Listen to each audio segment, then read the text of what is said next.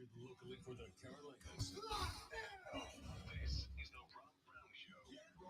The fan of state.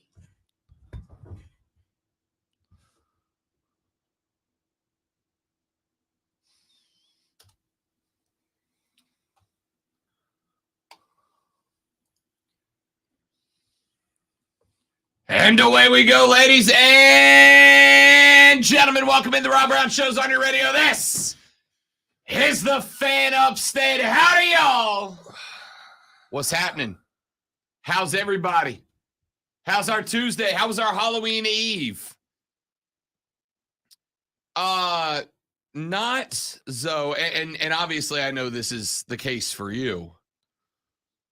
Not a single trick-or-treater last night at the Brown Myers household.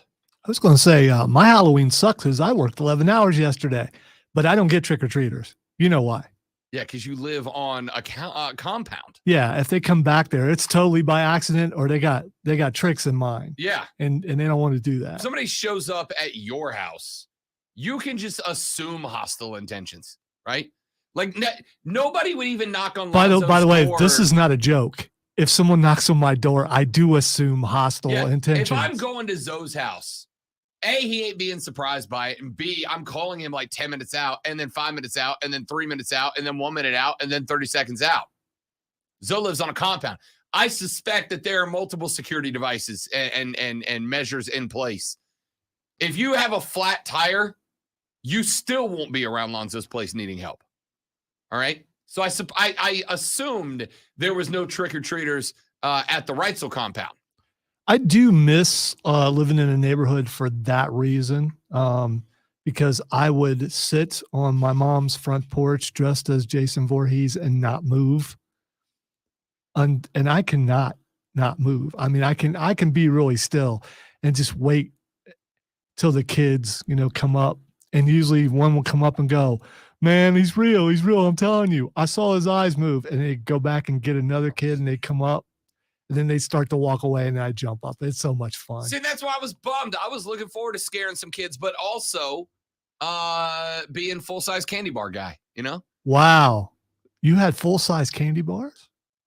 Yeah, if anybody would have showed up. So that means you still have a bunch of full-size candy bars. But I can't eat them because I'm in the race to lose 20 pounds with the woman. We've got a bet going. First one to lose 20 pounds wins. So it's even worse. Like that would have been fine because we had all this candy to give away, which would have been fine because I could have ended the day feeling good about making some kids' night and also getting rid of the chocolate in the Casa de Love. So you're mad because you were going to be that guy. You're going to be that house and you didn't get to. Yeah. Okay. All right. I understand. Yeah, we had the jack-o'-lanterns out front. We had the front of the house all decorated up. We were ready to go. Did you make the house too scary? No, there just were no kids. Like we have a big bay window that looks out through the front of the street. And like we had all the lights on. We were in the living room, right? Like we had the jack-o'-lanterns and the candles out front and all that. Like it was ready to go. It was very obvious we were ready to celebrate All Hallows Eve. And not a kid. Why? Is it just because like the neighborhood, I know the neighborhood we live in has a bunch of kids. Every time I go back to the house, no matter what time it is, there's always a bunch of kids playing the street, which I think is great. I think it's awesome. I love that. There's a couple of them that live 3-4 houses down. Super cool kids. When I take the dogs for a walk, if they're out, I'll talk to them, right? I've taught basketball with them before because they go out and shoot hoops. Not a kid to be seen on our street last night for Halloween. Well, Keegan says we had a bunch in our neighborhood. It was our first time having trick-or-treaters in this house. So maybe it was just your neighborhood. Keegan lives in a 1%er neighborhood. Does he really? Oh, yeah. Yeah. Oh, yeah. He lives in a nice hood. And maybe that's it. Like, are you saying you don't? No, our neighborhood's nice, but it's an older neighborhood. Yeah, I've seen pictures of your house before. So I mean, they were posted online. It's nothing creepy. Someone is proud of their garden work. Anyway, so I've seen that. It looks like a nice house, and it doesn't look like it would be a scary house, even decorated. Not a kid. So maybe all the kids went to another neighborhood. So there's two things that are happening right now that I've noticed, right? There are two things that are happening that I've noticed. Number one is a lot of people are throwing trunk or treats now, right? Which is where you bring all the kids to one parking lot somewhere. And It's a lot safer to do that. It really is. I get that, It's but a- also I don't, because I trick-or-treated every year when I was a kid. Never had a problem. you know, Rob, back in your day, things were safer. Back in my day, there were trunk or treats everywhere. And I'm not, but like before anybody gets upset that it's not one particular place. Like I saw trunk or treats in grocery store shopping, like grocery store parking lots, right? I see them everywhere. And then number two, I have noticed this, and I don't know how I feel about it, but number two is there's this thing now where parents will put the kids in the car and take them to a nicer neighborhood. Yeah, there's nothing wrong with that. Especially like in our case, we don't have a neighborhood. So the granddaughter had to go to a neighborhood Right. somewhere But because I we don't get have that, one. right? But like kids in my neighborhood, like I don't know, like you're looting for the best candy, which I guess as a kid, you're Okay. like, hell yeah, that's what I'm Okay, doing. okay, so I don't see a problem with this. Fair enough. All right, all Fair right. enough. You go to a bigger neighborhood, a nicer neighborhood. You know you're going to get the nice candy, the good candy, and Keegan pointed probably out- the safe candy. Keegan pointed. First off, there are zero. Can y'all stop with there's razor blades and poison in the candy? No, there's not. There's not, and there By the never way, has been. there has been. There's but not, that, and yeah, there never has but been. it's not about that. It's more about drugs than it is. There's no drugs in candy. Okay. Nobody's giving away drugs. They're expensive. Okay. You're used to be a reporter. Do Yes, some- and therefore find me a report of do this s- happening. I was going to say do some investigating. I have. It doesn't All right, happen. Okay. Nobody's all right. giving their drugs away. So all those Let your kids be all kids, those man. false reports are. Hey, you didn't live in my Let your neighborhood. kids be kids. There were houses you didn't go to because of that. So I mean, and you can dispute it. It I'm wasn't. disputing it. it Nobody wasn't- gives away It their was. drugs. It wasn't reported. It's not. It's. They're hard to get and expensive. I mean, I'm not talking about me here. I'm just Do saying. you, in do you general. have do you not watch any drug type shows where what you do is you cause an addiction by getting someone hooked on something and then eventually they become your customer? That's just how that works. It works the same thing with chocolate and pizza. Like even but drug still. dealers aren't hooking 7-year-olds. All right, it's just not. Your normal cynical view We should have in had this conversation case yesterday.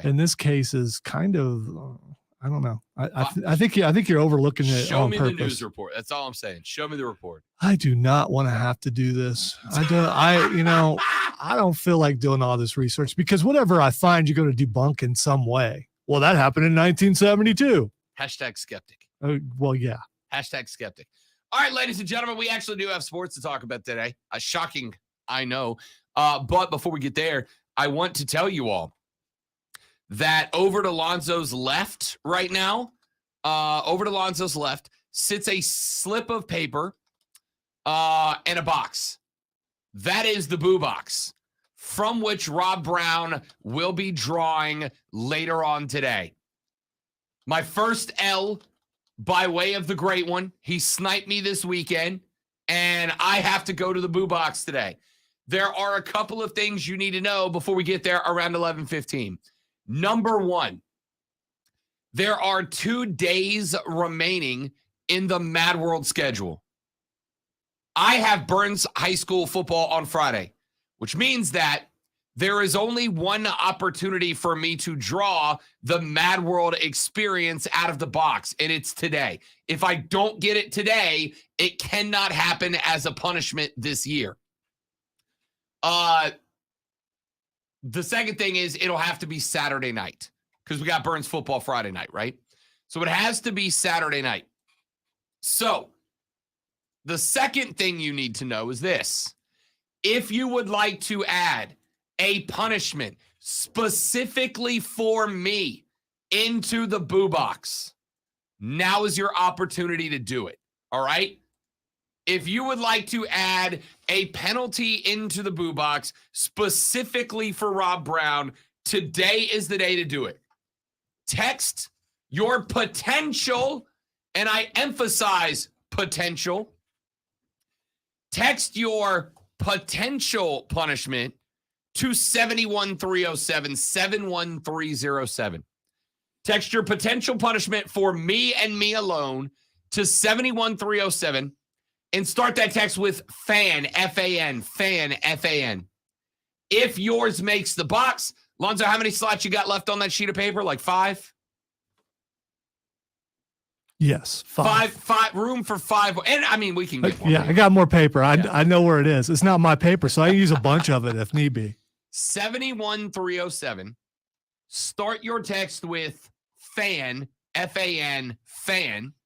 And if your punishment is accepted, Lonzo will add it to the Boo Box Bets punishment list that I will draw from coming up at around 11:15 this morning. See, it's funny. Steven on the stream says, Rob, stop trying to add punishments so you have less chance to get Mad World. That's exactly what he's doing. We've actually had this discussion before we went on the air. Correct, but you pointed out there aren't that many punishments in there for me.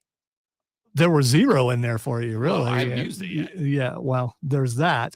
By the way, I just sent you one story about metal and candy in Ohio, of course, and this happened this year. And I could continue to send stuff. We said You're drugs. You go no, drugs. no. You said razor blades. The first thing you said was razor blades, Right, and you sent me a safety pin. and shards of metal. No, that was just the first one. I could continue. I mean, you're a skeptic, and I would like to. It's not about proving you wrong, and don't debunk it because it's a Fox News story either. Because you local know, Fox News is fine. I'm looking. Okay, I'm good to all look right. through local Fox. all right. Local news stations do about 50% their best and about 50% what they are told to by corporate. And most Fox stations aren't owned by like Fox in the way that you think of Fox, right? That's just you don't need to bring the old TV guy out of me. I will look through it. Officers cannot confirm razor blades were found, but can confirm a safety pin and metal pieces were found. I have seen safety pins in candy, and it's usually by the stay-at-home moms who pin little notes to the candy that try to get the kids' moms to come buy their pyramid scheme products, right? Like I've seen safety pins. I would want to know, was it pinned to something? Was it open? Was it potentially attached to the bag itself? I will tell you, if I'm a parent and I find it, it doesn't matter if any, I just found something in my kid's candy. Just let your kids trick or treat. All right, it's fun. Right. Stop Just let 'em trick or treat. putting stuff in the candy. All right, that's a discussion for a further time. If you have any Boo Box Bet submissions, you can send them to 71307. Start your text with FAN, F-A-N. Texter says, Rob, punishment idea. Wear a Clemson jersey to the next Carolina game with Courtney. Signed one of Courtney's friends. No. As long as what I said, one of the rules is no permanent damage to our relationships, okay? She is, and I've admitted this on the air, she's a Gamecock fan. She is not going to get down with Rob Brown. Let me put it this way. Should you have worded it that way, or was that on purpose? A little bit of both. Put it this way. I played in that charity celebrity softball game 2 weeks ago. The team I was on, our team wore orange. I wore the shirt home. They gave us jerseys. Ours was orange. I wore it home. I got to the house. She's like, yeah, you need to change. It's like 10:30 at night. I just got home. She's like, no, you need to change. I'm surprised she let you in the door. You wouldn't have made it in my door. She was already in bed or she wouldn't have seen it. Yeah, she might not have. We'll be bringing that stuff into the house. Texter says, Rob, skepticism is the chastity of the intellect. Those are big words, Texter. The chastity of the intellect. Okay, chastity means you don't allow something. So the skepticism is stopping Are you you saying from learning. skepticism is bad? That it's impeding your ability to learn and believe. It's the opposite of that. It is literally what lets you learn and believe. Well, if you're skeptical, that means there's no chance you could believe. Incorrect. Skepticism means you must prove it to be true to me. You cannot just tell me it. You must prove it to be true. All right. Texter says, Punishment idea. Rob, unseasoned potato salad with grapes. Oh, no, Andrew, you sadist. Yeah, and first of all, Oh. who's going to make that? Yeah. Yeah, I mean, you can't pick that up at the Walmart or the Piggly Wiggly. Oh, gross. You ever been to a Piggly Wiggly? I have been to a Piggly Wiggly. There are a couple of eating punishments in there, which will also screw up my lose 20 pounds bet with the woman. But hey, you know what? I suffer for your benefit.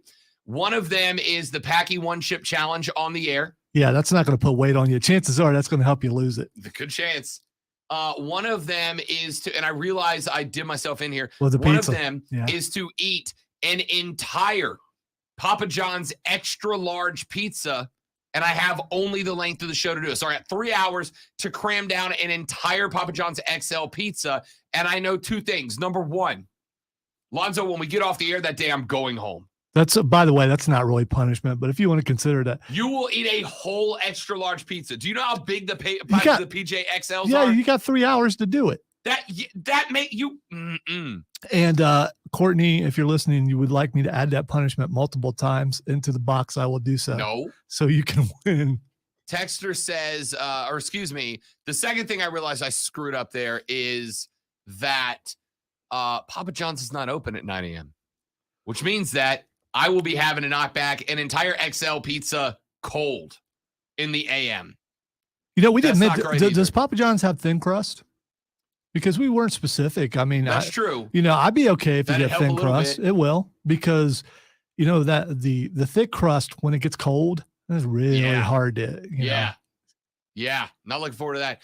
Texter says, Rob, do not accept any more Boo Box bet submissions. I know Rob. He is trying to stuff the box to lower the odds of him picking Mad World. He is.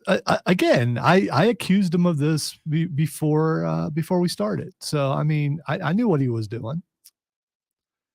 I just want to make sure we have some And on variety in there. the other hand, or something, we need more punishments for me for next time because mine have narrowed down to like 4 or 5, and that's no. And he's just trying to lower the odds of getting the Michigan Well, shirt. well, yeah. If it works for you, Oh, yeah. if it works for you, it should work for me also. All right. We have got a lot of things to get into on the radio broadcast today, and we would love you to jump on board with us today. 844 fan phone, 844 FANFONE, 844-326-3663. Can also text us on the preferred home text line at 71307, 71307. Start your text with FAN, F-A-N, FAN, F-A-N, if you'd like to come at us in that direction. And of course, if you have a Boo Box bet submission, drop it on the text line. All right, Courtney on the stream, not a new listener, I think, said I would normally love to win New listener. I would normally love to win a bet, but we have a formal photo shoot with Keegan Sullivan on Saturday, so I need him to look good. Yeah, but he's going to look good whether he weighs more or No. less. She's talking about making me shave. Oh, okay. All right. Yeah.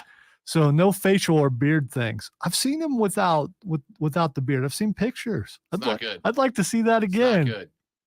As Keegan pointed out, I look like the choir leader in a Baptist church when I shave. Okay. Remember where you live. What's wrong with that? I didn't say anything's wrong with it. It's just not my look. It does not look good. My 3 chins and I don't get along. I would never put that kind of punishment in there because we've talked about, embarrassment of significant other, which is why something may need to be removed from my box, which we can discuss later. Okay. Texas says 2 large leftover remote Papa John's pizzas. No, I mean, I've already got 1 X. That's a big damn pizza, dude. I can send an email to Roy and see if we have any remote scheduled anytime in the next day or so. There's always pizza left over. I don't understand why, but there's always a little bit of pizza left over. All right, so send your Boo Box bets, loss submissions, punishments for Rob Brown to 71307. Let's take a break. When we come back, major change in a college football program within the Southeastern Conference yesterday. We will talk about it. The Auburn Tigers looking for a new head coach. Tell you who might be on the list. Could anybody impacting the local 2 schools be involved? I'll give you some thoughts when we come back. Rob Lonzo and you on the Rob Brown Show. This is the Fan Upstate. You see. All right, stream, got to do a live read. Be right back. Don't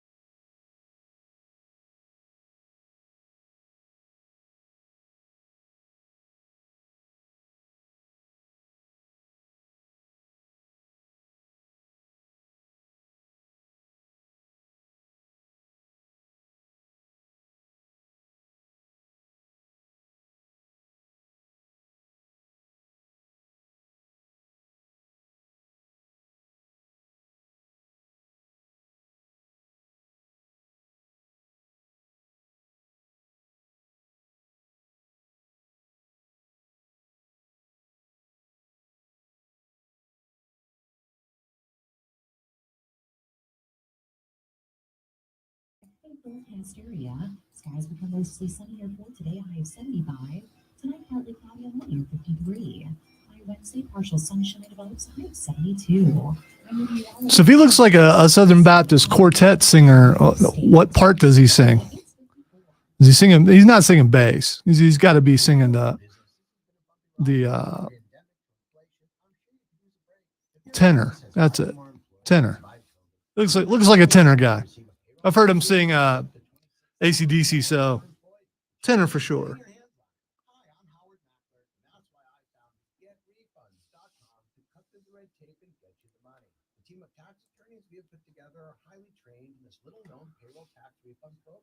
I thought alto was female, but I don't. Maybe I'm right. I'm sure he will say that he would sing baritone.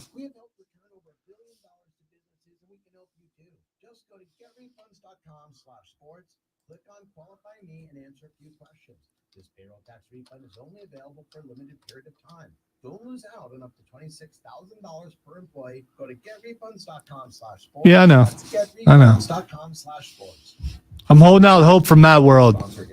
And if Mad World happens, it will have to happen like late Saturday night.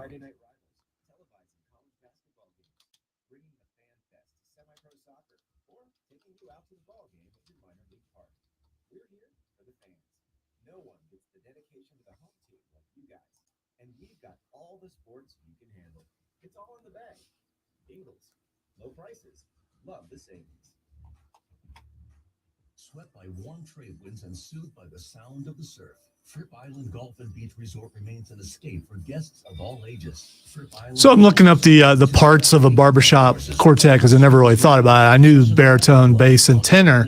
And then there's the fourth one, which is lead. Didn't know that's what that was called.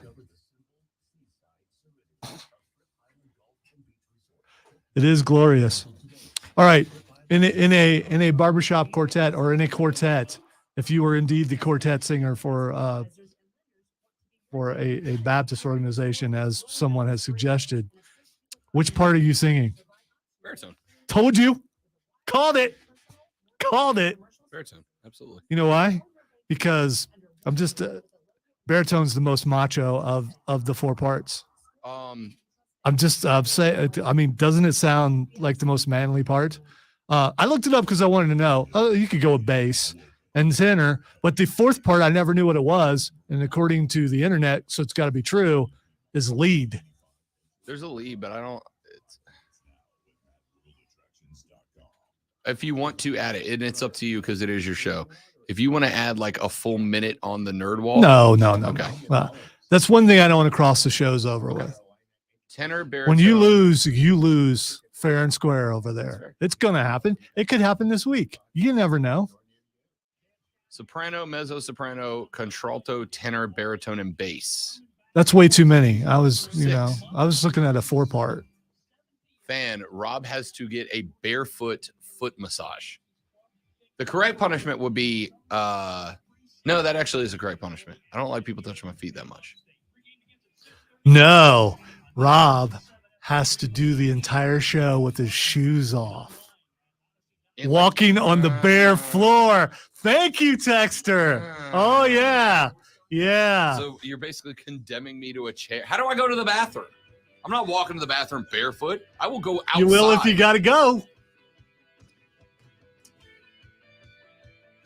One of you has hit on a punishment that's why they decided. That's why they call it. That's why they call it punishment. Look at you. Look at his face. If you're on the stream, look at his face. He does not like this at all. This is not acting either, by the way. He doesn't like bare feet in the workplace. Being barefoot in the workplace, like, what kind of savage are you? What kind of monster are you? Well, I can name 2 people, one large and one small. Put your damn shoes on. We're adults. Wear shoes. We're in a workplace. We are professionals. We are adults. Somebody has submitted the punishment. There's no professionals here. This is radio, dude. I don't like people touching my feet. All right. And somebody has suggested Rob has to get a barefoot massage, which, don't get me wrong, I will hate. Right. You might as well go Rob goes full pedicure. We'll hate it, right? I don't get them, but I don't mind a manicure. Fine, whatever. Like, okay, don't want a pedicure, don't want one. Well, Lonzo decided to up the sadist level a little bit and add the punishment. Rob has to go through the entire show barefoot in the workplace. Y'all, I gotta pee during the show. How am I supposed to do that barefooted? You know, Rob and I will tell you right now, Lonzo, at 11:54, when that commercial plays, my shoes are going on and I'm sprinting to the loo. technically the show is not over till noon. I mean, technically the show is over when I go, later, brother. the promos say 9 to noon. That's fine. I'm off the air at 11:54 and my shoes will be on at 11:54:05. So we've worked with each other long enough that he knows when I get this certain look on my face that I've got a wonderful, evil idea. And I just want to thank the texter. We can't go exactly with what you said, but Freaking monsters. 3 hours of bare feet in the studio. And, No, and man, I hope you drink a lot of water that day. You will be one of us for one day. I don't want to be one of you for one day. Put on shoes. You're a grown-up. And I'm going to make sure that Chris comes into the studio a couple times just to look at you disapprovingly. No, I need fewer people walking in the studio. All right. Auburn has, I don't even want to. Do your job, man.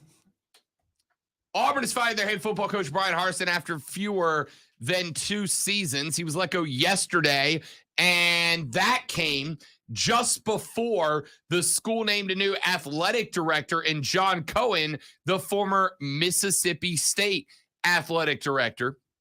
Of course, it came less than 48 hours after the Tigers lost to Arkansas at home by a pair of touchdowns. They dropped to 3-5 and are in danger of missing out on a bowl game for the first time since 2012. Running backs coach Carnell Cadillac Williams will serve as the interim HC, according to Adam Rittenberg of ESPN. He is a 4th-year running backs coach at his alma mater. Harsin departs Auburn with a 9-12 record overall. The school said in a statement, quote, Auburn has decided to make a change in the leadership of the Auburn University football program. President Robertson made the decision after a thorough review and evaluation of all aspects of the football program. Auburn will begin an immediate search for a coach that will return the Auburn program to a place where it is consistently competing at the highest levels and representing the winning tradition that is Auburn football. Per terms of his contract, Harsin will be owed $15.5 million in buyout money, with 50% due within the next month and the remaining half in 4 installments after that. 2 years ago, the school decided to pay a $21.7 million buyout to fire Gus Malzahn, who went 68-34 and 8 seasons. I am bad at math, but that works out in the neighborhood of $38 million over the last 3 years to pay coaches to not work there anymore. Ladies and gentlemen, if you want to know why I don't give a good gosh darn about kids getting NIL money, this is your answer. This is the reason. Auburn is paying out $36 million. $36 million to pay 2 men to not be their head coach anymore. This is why I don't care and am in favor of NIL. Because if Auburn can run such a crap program right now that they can pay out in 3 years. They are paying over the past 3 years, including Brian Harsin's payout. They are paying out $37+ million to football coaches who do not work there. So no, I don't care if a kid picks up a couple of grand from Bob's Discount Cars. when Brian Harson's getting 15.7 mil to not do a job anymore. I don't care if DJ gets a check scratched for $500,000. If Gene Chizik is getting $22 million to not do that anymore. Don't care, right? I don't care. But Rob said, a sarcastic listener, most of that money comes from boosters. Okay. Well, let the boosters give money to the kids then, right? Like, let the boosters give you can't go, well, it's okay because most of the money come from boosters. Oh, but the boosters are only allowed to give us money. No. If your argument is that most of the money is coming from boosters, then let the boosters put money where they want to put money. And if that's into the kids, let it be into the kids, right? That's where I come from. Because when you are looking at a school, a major school, a Power 5 school, a Southeastern Conference school, threatening $30 million over a span of 48 months to pay two guys to not work there anymore. I got no issue with a wide receiver getting a little bit of scratch to have some free money if that player has built a brand that allows him to do so. If that player has worked to create a product that people want to be a part of. No problem with it at all. And this is why. So Auburn gets themselves a new head coach coming up at some point, and it almost looks like John Cohen, the new AD, likely in his negotiations with Auburn, was like, look, I've been successful. I'll be the guy. I'll come there and do the same thing for you, but I am not doing it with Brian Harsin as my head football coach. He's gone, or I stay right here in Starkville. Your pick, dude. And they decided a new AD was worth more than Brian Harsin. Which, by the way, I got no problem with, right? I got no problem with. There are some folks who believe that this was a bad move. There are some folks who believe that Brian Harsin should have been allowed to stick around. There are some folks that believe that Brian Harsin should have been left alone. There are some folks that believe that Brian Harsin should have been allowed to finish and that players were out on Brian Harsin because he's a hard-nosed, old-school football coach. And the kids are just too soft, right? These kids are Charmin soft, and they can't do it with an old-school coach. I got news for you, amigos. Old school coach, new school coach, in-school coach, high school coach. Nobody cares what your type of coaching is. They care about, can you get the job done? The Tigers were 9-12 in the SEC. But wait, Rob, it's the SEC. Yeah. He was 9-12 in a conference that includes Kentucky, Ole Miss, Mississippi State. Sorry, no offense, South Carolina, Vanderbilt, Missouri, and for the last couple of years, a really bad Florida team. 9-12. If he was 12-9 even, you might have a better argument, right? Like, all right, he's winning more than he loses. Takes some time to turn it around. But he's 9-12 in a conference that is very top heavy, right? I don't care if you were old school or new school or never went to school. All that matters is your performance. And when you had what happened at Auburn. You've got a head coach about whom inappropriate relationships with college staffers were circulating. You've got a head coach who went through an offseason where a solid chunk of his coaches and a few players left during the offseason. Auburn investigated that. They cleared him.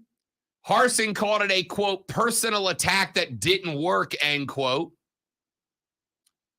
I got news, my dude.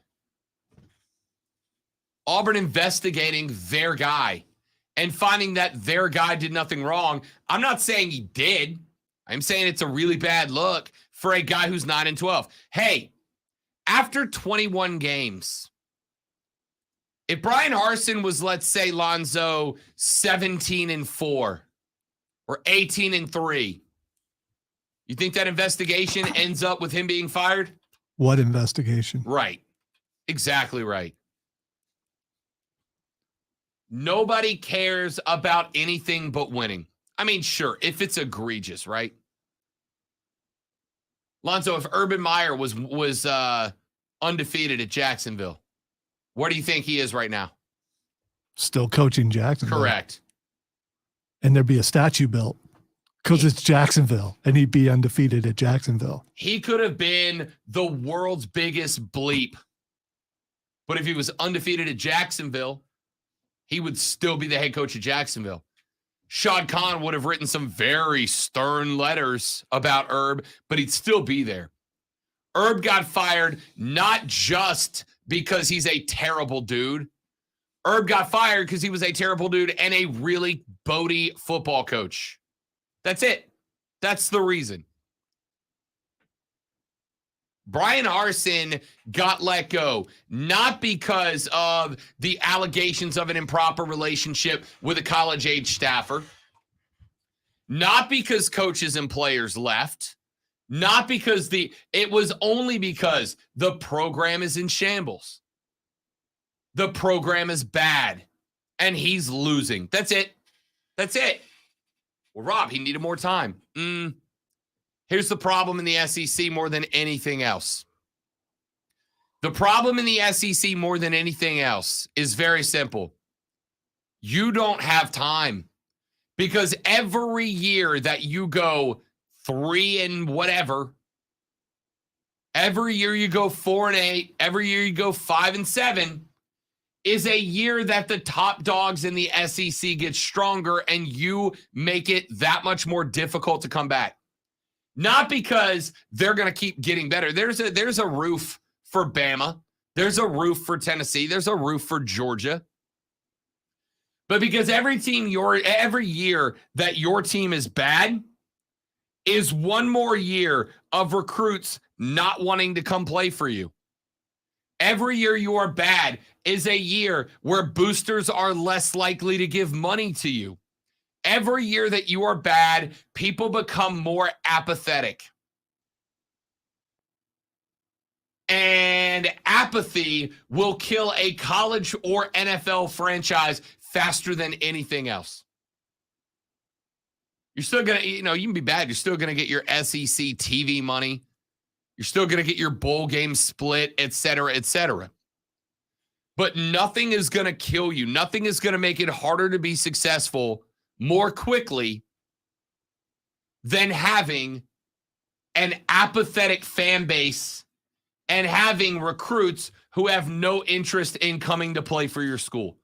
And if you're Auburn right now, and you're right in the middle of Alabama, Georgia, Tennessee, Clemson, etc., you're right in the middle of all those, LSU, you're right in the middle of all those schools. Who the hell wants to go to Auburn right now, right? Outside of kids who grew up as Auburn fans, who wants to go to Auburn? Auburn, to me, does not have the same draw as a school outside of their area like a Clemson, like a Bama, like a Georgia, like a Tennessee. So if Brian Harsin's going to go 9-12, of course he's going to get fired. Because every year that they end up going as a 2-win in the SEC football program, it gets that much more difficult to bring the best talent in there. Because your fan base is getting apathetic. Your fan base is stopping caring. And that's a problem for you. Text says, Rob, I get fired from my job. I don't get no money from that employer. WTF, they sucked at their job. This is ridiculous. Hey, man. There is a prestige that comes along with being in one of those jobs, right? Because you have convinced that school that you are one of a very small number of human beings who can do that job and do it well. And they also put it in all their contracts. And Yep. if you let me go, you got to pay me this much money. So, Of course. I mean, that's smart business on their Because part. if you won't, somebody else will, right? If you won't give me that buyout, my guaranteed money, somebody else will. That's just the way it works now. That's just the way it works now. Texter said, what if Luke says, what if coaches had to finish their contract but be demoted as an assistant coach? You're never going to have that happen. It's never going to happen. Because Brian Harsin at least can walk out of Auburn and go somewhere else and go, hey, I was on the road to turning that school around. They just didn't have the patience required. But if they make you an assistant coach, it's just a bad look, right? It's just a bad look. Not going to happen. All right, let's run out to a break. I want your thoughts on that.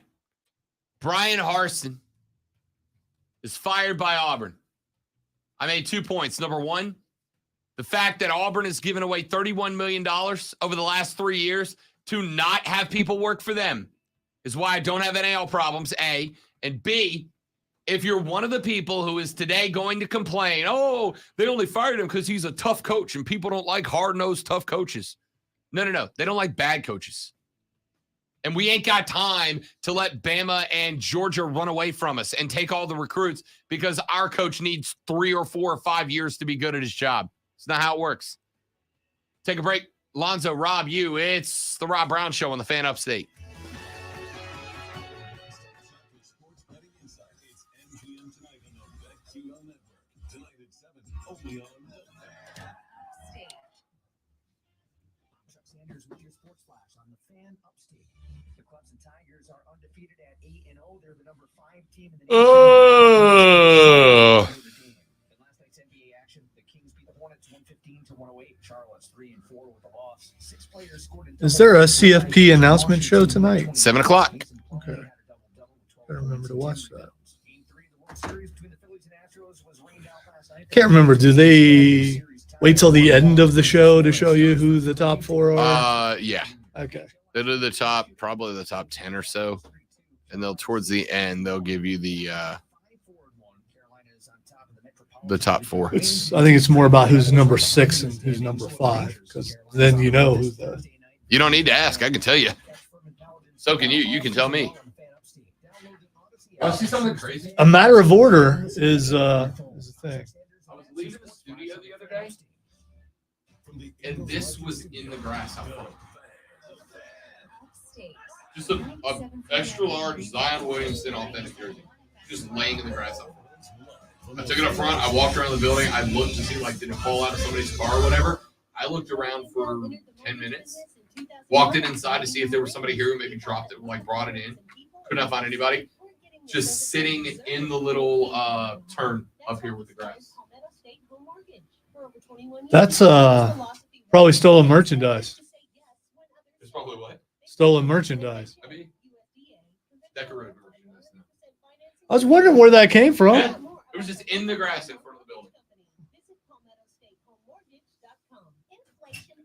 That's weird. From gas prices, food, and vacations. At My Affordable Braces, we have and will continue to offer braces starting at just $39.95. With new technology, you will need fewer visits than ever. Save even more with most insurance plans like MetLife and Delta Dental. MyAffordableBraces.com has a clinic near you in Greenville, Spartanburg, and Anderson. Schedule your free consultation, exam, and x-rays today. Easy payment plans and affordable braces. A lifetime of smiles you can afford at MyAffordableBraces.com. In this market, you'll find Fisher Investments is different than other money managers. Different how? Aren't we all just looking for the hottest stocks? No, we use diversified strategies to position our. I have now changed my mind. You don't just provide cookie-cutter portfolios? I know what I want the punishment to be. Mad World is fleeting. Bare feet is 3 hours.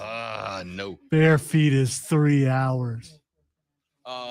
Cody was apparently listening for a minute because he said I never paid up on my, because the show got canceled, but I never paid up on my dress like Razor Ramon bet. He said I should have to dress like Razor Ramon. Yeah, but that's not. Stay in costume all day. Yeah, but that's not a punishment. You would have way too much fun with that. I mean, that's not. Yeah, that's like a dream. You could replace it with another wrestler. It's a dream come true. Let's see what wrestler. Disco Inferno. Cody had to do the Mountie. Yeah, Disco Inferno is the first thing that pops in my mind. Oh. Burn, baby, burn. Oh, or maybe a what were the dudes with the fish?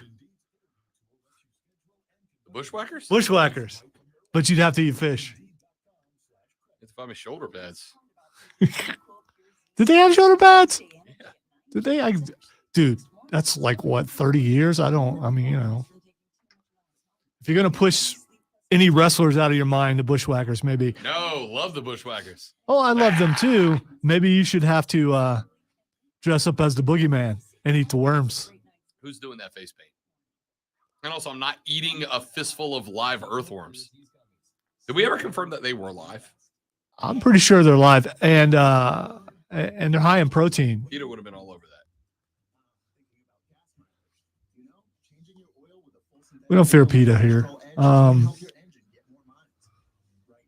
We were having an argument with someone from there about elephants because we were giving away circus tickets. I actually am on board with that. And as I told them, those elephants are probably taken better care of than you are. And it was the person got frustrated, and it was on a sports show. And it's like, why are you calling? You know, I'm giving away tickets because I was told to give away tickets. But it was an interesting argument. I actually am I'm an anti-circus. I love the circus. I'm anti-animals in the circus. Well, Leberob the Woke Warrior has a woke. then there's no circus. I mean, animals are part of the circus since the dawn of time. If you can prove since the dawn of time, yes, there were in your beliefs, cavemen, and then circus. No. We went No. fire, wheel, circus. in that order. No, I forgot. Pond, caveman, circus. It's yes, correct. You guys should watch the stream. It gets dumb sometimes. Hilarious, but dumb. I thought that was a very intellectual conversation, at least on my side. We were having conversations about circus animals because that's just how the stream works. I don't know. I'm not in charge. The Rob Brown Show rolls on, wrapping up hour number 1 here on the show. College Football Playoff Committee will reveal their first rankings this evening at 7 p.m. Though, if we're being honest with each other, I don't suspect anybody here is going to need to watch that show. It's going to be Georgia, Tennessee, Ohio State. God, who am I blanking on? Who's the fourth? Michigan. Yeah. It's going to be Clemson and Bama at 5 and 6. There's your top 6. You don't need to watch. Well, but I am curious about the order. I am. To you, That is the order. It's cemented. You think Georgia will be number 1? Georgia be number 1. Yeah, we'll see. Georgia 1. The only question is who's 2 and 3, and it doesn't matter, right? Really, 1 through 4 doesn't matter because you're going to have to play a couple games no matter what. Right. I mean, you'd like to be 1. You don't want to be 4 because the fourth team rarely does anything. Right. The one team is going to get the best draw of the 2 available playoff bowls, right? And they're going to get the weakest playoff team. But as also pointed out, the 4s don't usually do all that much. So, 2 and 3 is irrelevant. They play each other. And whatever bowl is left over after the 1 seed gets the one that's closer to home. So, but again, it doesn't matter. Georgia's 1. Ohio State and Tennessee are 2 and 3. Flip them in whichever order you want. Michigan is 4. Clemson is 5, Bama 6. That's your order. That's what it's going to be tonight.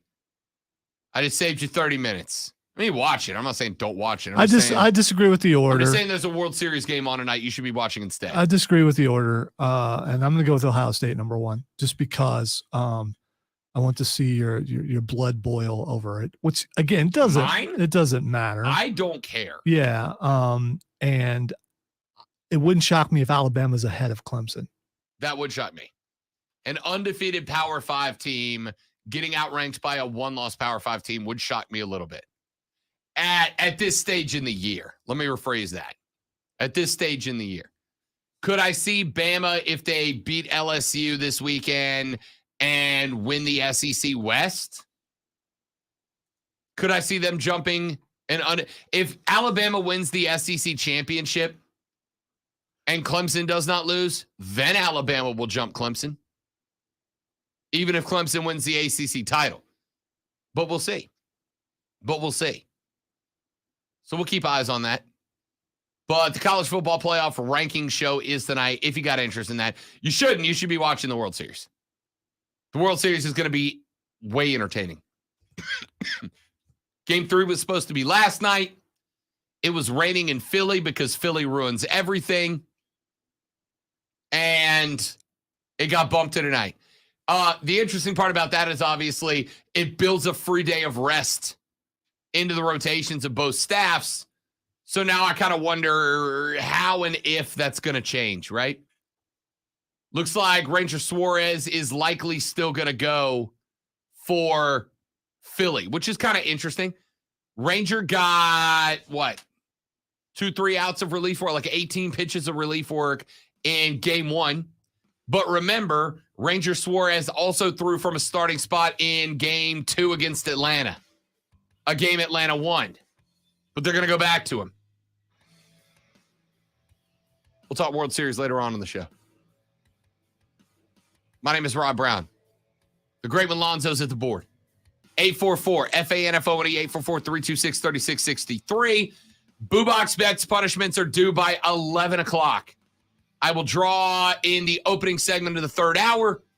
It's Rob Alonzo with you. It's the Fan Upstate.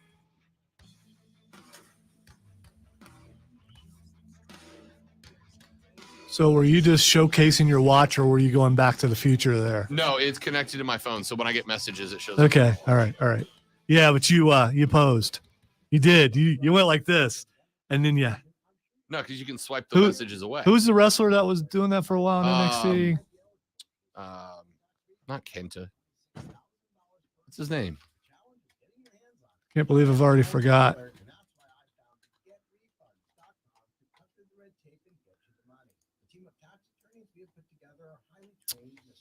Gummit. Kushida. Kushida, yes. You went straight up Kushida there.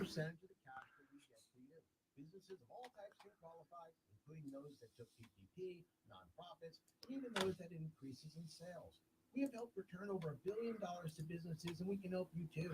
And I know about your watch because when you first came here, you left your watch laying in the office most of the time, and it would just bleep constantly. Sorry about that. It's like, no, you're not. It's No. it's like, why is it not on his arm? Why does that thing keep going? Can I stop it? Well, it's not mine. I'm not going to touch it. But man, he gets a lot of messages, which is probably alerts. I know. I'm a very important person. Yes, they're all alerts. Get a low fixed rate credit card consolidation loan from Lightstream from $5,000 to $100,000 and pay off those credit card balances. Apply online and you can get your money as soon as the day you apply. The average credit card company charges over 19% APR, but with Lightstream, you can get a fixed rate as low as 6.99% APR with AutoPay and Exxon Credit. Now I can pay off my high interest credit cards and save money with a much lower rate. Apply today at lightstream.com/radio. Can't go wrong with Lifetime Christmas movies, Kevin. Get yourself ready for the festive holiday season. Wait a minute. She's not in here anymore. My alarm went off at 6 o'clock this morning. I was like, I gotta get up. I gotta get into work. I gotta get some stuff done before the show. Alarm off at 6. I woke up, turned off the alarm, and as Rob Brown is sometimes wants to do, I was like, half an hour more. So I hit the old snooze. Well, I didn't hit the snooze. I told Alexa to snooze. Courtney goes, you got to get up. You said you had to get up. I'm like, you're right. I do. So I get up out of bed and she goes, wait a minute. Before you go, hang on. And she put a radio station on Alexa. She's like, let's get some hype up music for the day. And I'm like, all right, I can get down with this, right? A few minutes to get ready, a few minutes to warm up. So let's get some hype up music. Christmas music. Christmas music. So my day started with Michael Bublé's All I Want for Christmas. Hey, you can't go wrong with some Bublé, man. He's so smooth. I like Michael Bublé. He's so smooth. You saw him in concert. And it was an amazing concert. Genuinely a great show. It is November 1st, my dudes. Which means, Christmas is next month. I mean, yeah, next month. You know what's this month? I'm an entirely different holiday. No, I agree. But I'm more okay with November than I am September or October for it. Same, but like just barely.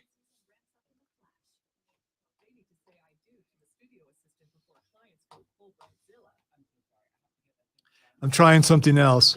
I moved promos and liners all to the end of the hour. I'm going to see if it creates like 5 different chapters.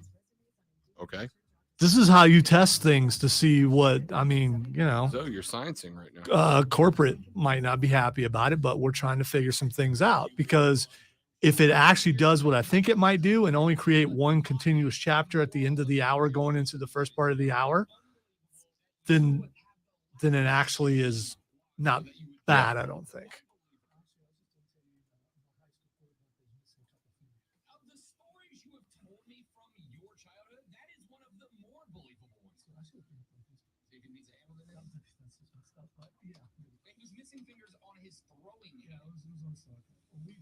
My cousin, who was a singer, a couple times had to ice his midsection because when the ball was hiked, there wasn't some fingers to block the impact of the ball on the midsection, because the fingers weren't bigger. The midsection. The ball from, don't think that we didn't make fun of him about that. The color blue came in mind quite a bit. That story's nuts. Yes, it is. Same great show. Goofy playing quarterback. Wasn't Goofy. On the fan upstate. When it comes to the best sports content, listen to the Okay. Thank you for sending a dense fog advisory. Where? This morning it was gnarly. Yeah, but they sent it right now. Oh, it's late. When I left the house this morning, I could not see more than a handful of feet. It was bad.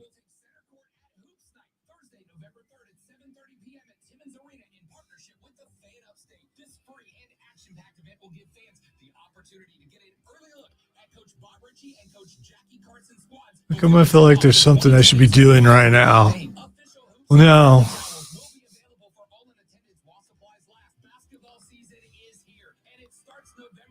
Try not to look at my phone because I don't want to see another message.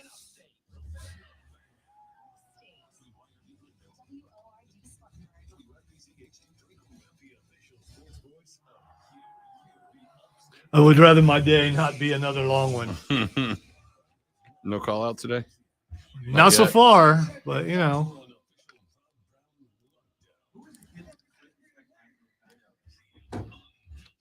Drew? Yeah, I think.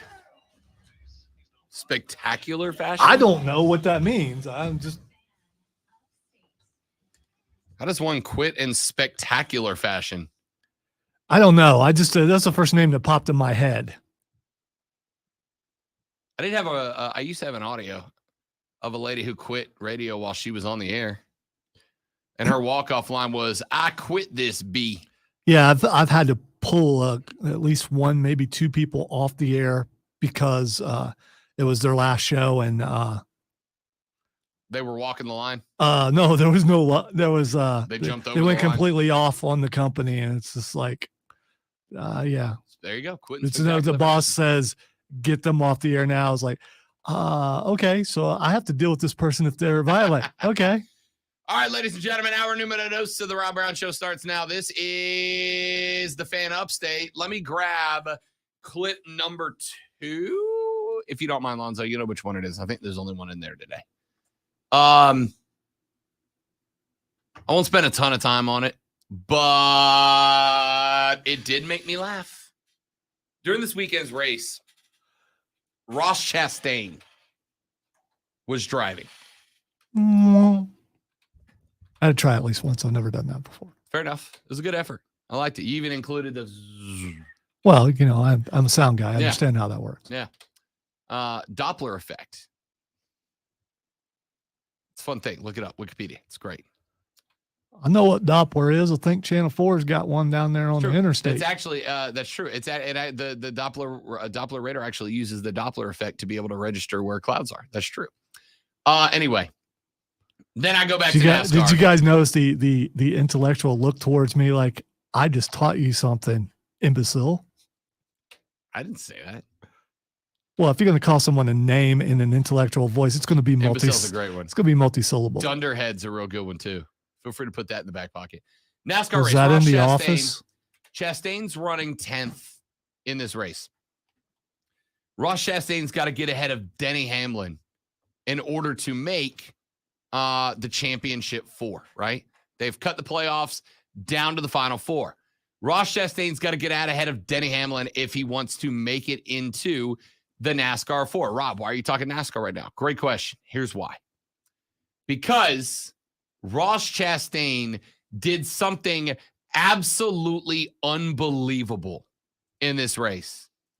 When I tell you it comes from a video game, but he did it in real life in a race, I mean it. Here is the audio of Chastain's move to find himself in the championship 4 from this past weekend at Martinsville.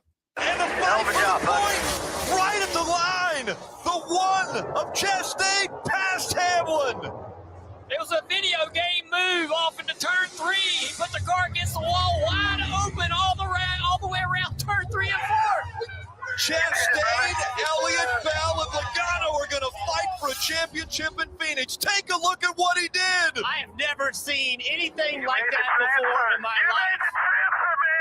Wide open around the wall in 3 and 4 at Martinsville. Unbelievable.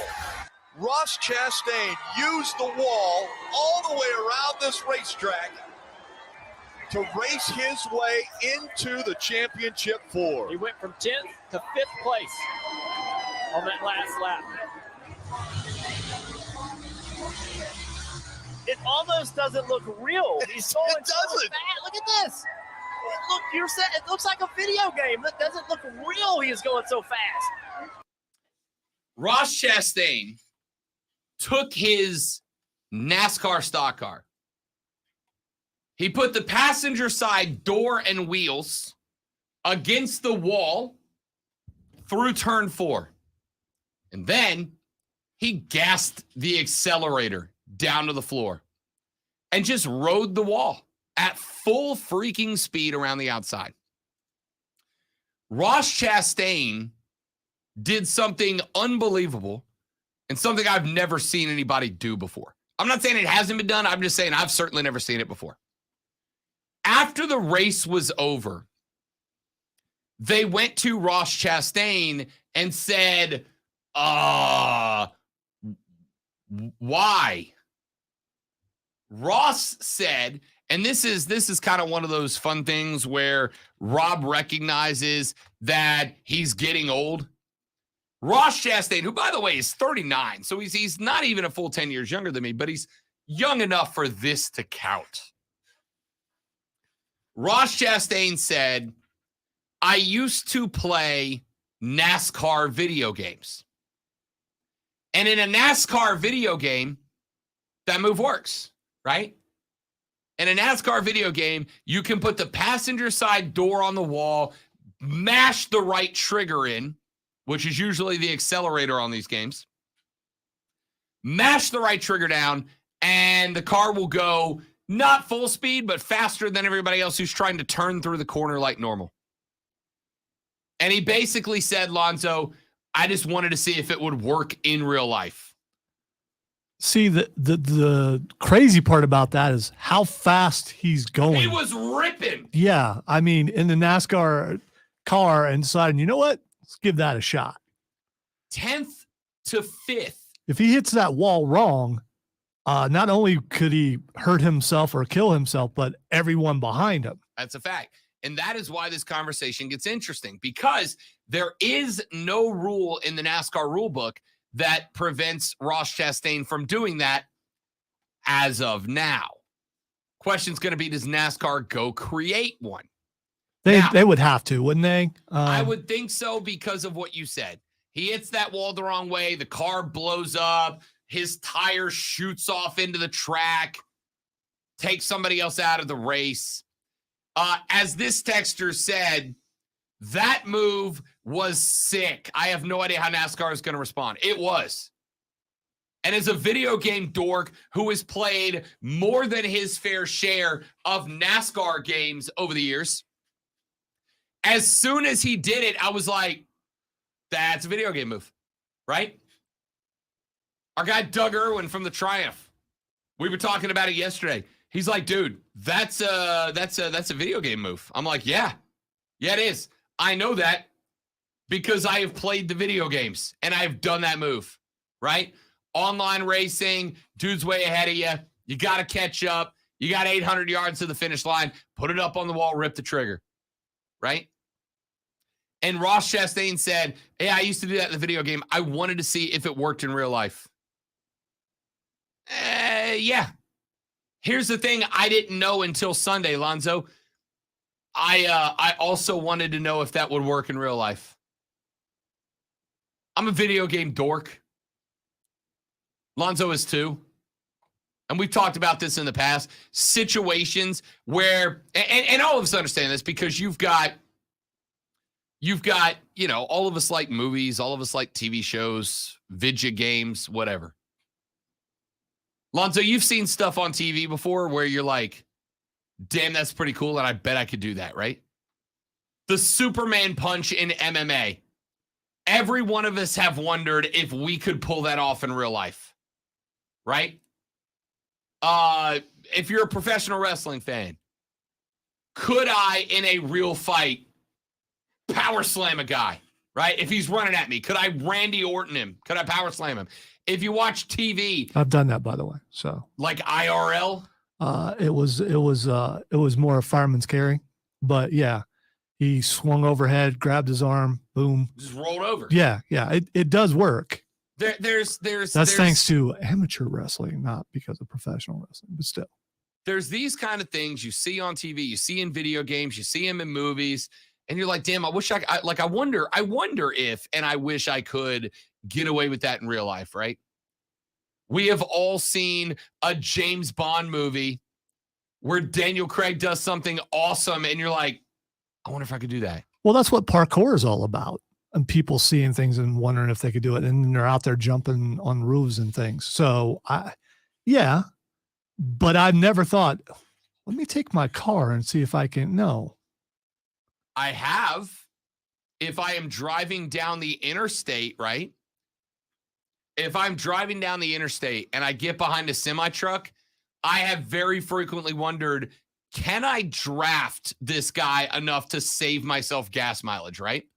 I thought you were going to talk about going underneath the thing, like on some movies. No, Fast and Furious. Yeah. You better believe I've thought about that. If I had a Corvette and I'm up next to if I'm driving down the road in a car, like the lady friend's car, she's got a regular, like a coupe, I guess, not sedan, a regular car. And you drive next to a semi truck. How many of y'all have done like me, pulled up next to a raised semi and be like, I bet I could get under it. I bet I could get under it and get in the other lane on the other side. Yeah, I've thought that I may have no choice a couple of times when the semi has decided to, veer a little bit left, and I believe they haven't seen me. Yes. Yeah, we've all wondered it, right? Ross Chastain just did what all of us have done, but he did it in real life at 140 miles an hour. Fantastic. I've never seen anything like that in sports, right? Who was the kick returner? Do you remember the kick returner that on a return kick jumped up? Oh, it was Antonio Brown. It was Antonio Brown. Of course it was Antonio Brown. When Antonio Brown was returning a kick and the punter went to tackle him, and Antonio Brown jumped up in the air zone and ninja kicked him in the chest. You remember that? You ever see that? Antonio Brown got fined like $10K because he cleated a dude, jumped in the air, picked up his foot, planted his foot in the chest neck area of the punter, and just wah ninja kicked him into the turf and then kept on trucking. One of those things that I'm like, damn, can you do that? That's some stuff you would do in a backyard football game if you hated the guy you were playing. Can you do that in the league? And they had to go like dig up a rule about why, because there was no rule that you can't drop kick the punter on a kick return. So they had to go dig up the rule about you can't intentionally spike another player with your cleat. Did they do it during the game though, or did they do it later? I don't remember that, honestly. I want to say that they got him in game. I want to say they got him in game, but I don't remember. I have to go look it up. But Ross Chastain drives the the passenger side of his car into the wall, mashes the gas, does about $150, and lets the wall steer his car into 5th place. And most importantly, it got him into the Final Four. It got him into the championship. He is racing for a trophy now. Had he not done that, he would, not be doing that in the next race. That's incredible. Texas said, fan, NASCAR is obviously going to have to come out and make a rule, but right now they have to suck in all this good publicity. Texas said, fan, that move made NASCAR relevant for the first time in a while. It did. Listen, I'm a NASCAR fan, right? I go to 2-3 races a year every year. I try to go to both of them in Charlotte. And then I try to make either Atlanta or Darlington or Bristol. Bristol in the spring next year is my target race. That's my goal race. Anyway, I'm a NASCAR guy. But I also understand that once football starts, there's no room for NASCAR on this show anymore. Not that I don't want there to be. There's just too much football. And at the end of the day, that's the demo. Plus, sources say we're just an NFL show. There is also that. There's that. I'm a NASCAR guy. I would love to have more room for NASCAR, but I know what moves the needle. I can get away with NASCAR in February, March, April, right? Because you got the novelty of a new season. You got the off-season storylines. You got the guys that have changed cars, changed teams, changed crew chiefs. You got the novelty of races like the 500, etc. that kind of prop all that up. February, March, April, I can talk a lot of NASCAR, and it'll hit. Because the sports fans that are well-rounded sports fans that can focus on more than just one topic, they're there, right? And they're in. Can't get away with NASCAR in the fall. As much as I'd love to, you can't. Football eats up too much time. Until Ross Chastain pulls the right trigger, NASCAR Heat 05 style, and bumps himself into the playoffs. Somebody was like, well, what happens if he blows up his car? Who cares? Zoe, you and I have talked about this. What's the difference for Ross Chastain in finishing dead last in that race or finishing in 6th place and not making the championship race? A lot of money. Sure. And he gets to be in a play. I mean, I understand the risk because they're taking a risk every time they get in a car. So I think I'm more surprised someone hasn't tried this before. I am too. Look, if you're at I don't know, well, Martinsville, that's a great track for it. Phoenix, it would work at Phoenix. It would work at Pocono maybe. But if you're at a track that's got that nice, long, rounded corner where the fence is pressed up against the track, and you can smoke a guy to win the money. I guess it's one of those things, though, that like it wouldn't occur to you unless you played the video game, right? Unless you played and saw that move work in the video game, you would never think about doing that. You are intentionally wrecking your car very fast. You wouldn't think about it. But dude did. And my goodness, it worked out great. Kevin says Mac Jones cleated the peanuts. He didn't get fined. SMH. That's true. We talked about that. Danny said, would y'all please stop saying what if? Dang. About what? Yeah, College football playoff? Yeah, that yeah. was back at that was 10 minutes ago. Yeah, so I was racking my brain. When's the last time? I'm assuming college football playoffs. Danny, we do hypotheticals on this show. Maybe that's what he was doing. I don't know. We do hypotheticals on this show because if you don't, what are we talking about?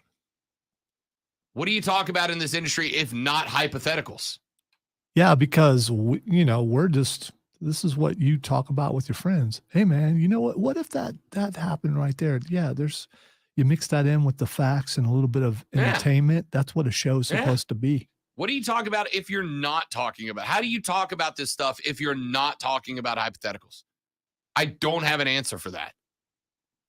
Yes, we are going to talk about what if Clemson goes undefeated and Bama doesn't lose another one and they win the SEC championship with one loss and there's only one spot in the playoff because Georgia, who's left? TCU. Well, no, TCU. What if? Does TCU jump a one-loss Clemson team?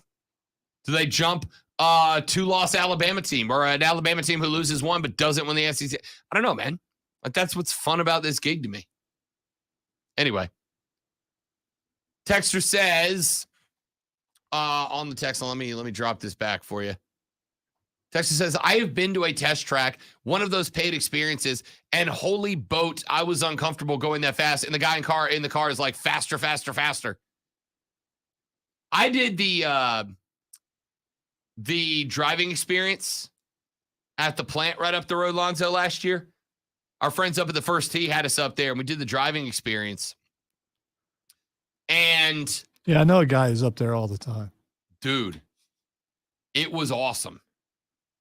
They do a drift, right? They've got a roundabout, like a big circle piece on the track, and they wet it down, and the driver drifts you all the way around the circle. It's unbelievable. By the way, I don't know if this is real or not, but we need to mention it, even though it might be what if. According to a couple of reports, the Rams have offered the Panthers multiple first-round picks for Brian Burns. To find multiple. 2? Or like 6? Multiple is more than one. I know that. But I'm saying I'm not trading him for 2. I'm trying to find, this is someone supposedly quoting Albert Breer as saying that. Okay. So we'll give it a look. Today, by the way, we should mention, is the NFL trade deadline. NFL trade deadline is later this afternoon. You know what? Let's take a break. Let's come back. Let's get a status update on that. Let's get a status update on that when we come back. My name is Rob Brown. He's the great one. You're listening to the Rob Brown Show on the Fan Upstate.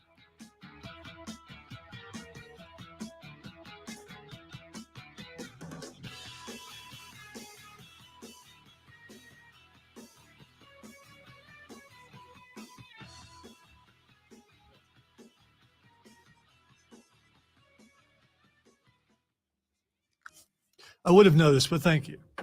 I'm sure. Just looking out. Thank you. Trying to be a good teammate, Lonzo. Ooh. Yeah. That was a dagger thrown like I was. You threw that like you were angry at it.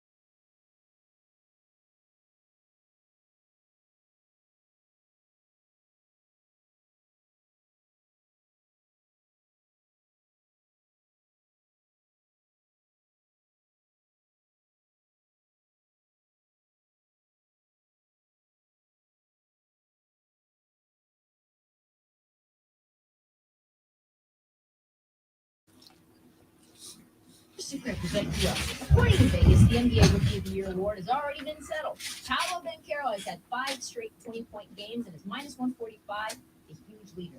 But last year, remember, Evan Mobley was the odds-on favorite all season before getting caught by Scotty Barnes down the stretch. That's why there's still value in Ben Mathurin, Jaden Ivey, or Keegan Murray at plus 400 or greater. Paolo's great, but doesn't have a ton of highlight reel plays. Not quite the lock Vegas thinks he is. I'm Trista Crick, helping you be the You're the one who protects the flock, and that requires an eye for detail. Because when safety and well-being are on the line, it's the details that can save lives. Even when no one else is watching, you see everything. Grainger gets you, and we're here for you, and all the ones who get it done with a wide range of safety products and solutions, plus board-certified safety consultants here to answer your questions. Call, click Grainger.com, or just stop by. Grainger, for the ones who get it done. Listen, there are two sides to every real estate story. There is the buyer's side, where you want to find just the right home for you and your family, but there's also the seller side, where you want to sell your home quickly and for the highest possible price. Hey, it's Rob Brown, and listen to me. You need to get in touch with my friends at Allen Tate, because they believe there is yet a third side to this story. It's your side, and that's where Allen Tate wants to be. They want to be on your side as your trusted real estate advisor throughout your entire home ownership journey. It does not matter whether you are looking to find the perfect house for you and your family, whether you're in a house and you need to upgrade, or you just want to sell it to make a little cash. Allen Tate is there working on behalf of you, and you want them in your corner. Trust me, they've got 8 local offices right here in the upstate, and they are ready to help you now, regardless of what side you're on. Allen Tate's on your side. Get in touch with them at allentate.com, online at allentate.com. Finding great candidates to hire can be like, well, trying to find a needle in a haystack. Sure, you can post your job to some job board, but then all you can do is hope the right person comes along, which is why you should try ZipRecruiter for free at ZipRecruiter.com/radio. ZipRecruiter doesn't depend on candidates finding you. It finds them for you. Its powerful technology identifies people with the right experience and actively invites them to apply to your job. You get qualified candidates fast. So while other companies might deliver a lot of hay, ZipRecruiter finds you what you're looking for. The needle in the haystack. Several different stories about that, including Yahoo. ZipRecruiter got a quality candidate within the first day. ZipRecruiter, the smartest way to hire. And right now, you can try ZipRecruiter for free. That's right, free at ZipRecruiter.com/radio. That's ZipRecruiter.com/radio. ZipRecruiter.com/radio. I'm Mark Ryan. If you're like me, you're no interior decorator and you need a bit of help putting together an outfit that tops. I'm beyond grateful I met my friend. But this may be about, it was already mentioned that that an offer was made to him and it was turned down. Doesn't mean they won't sweeten the deal before. Sure. Check out their collection today at SmithandJames.com and stop by their stores at 222 Trade Street in Greer or at their new location on Verde Boulevard in Greenville. Right, the thing I tried actually worked on the chapters. So you've, but it made the chapter start 2 minutes early. That means the chapter would start with promos instead of actual live stuff.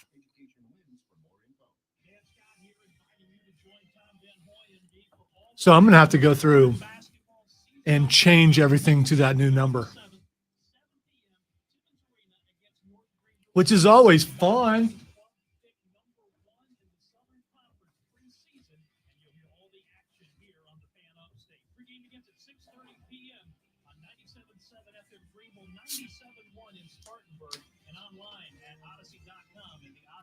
Search the Fan Upstate. The King Molo Brown Show.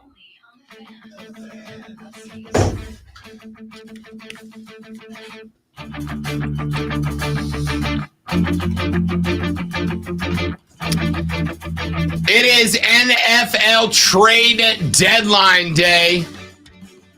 It is the final day for teams to make their moves. Had a big one last night when linebacker Roquan Smith became formerly of the Chicago Bears. He's now a Baltimore Raven.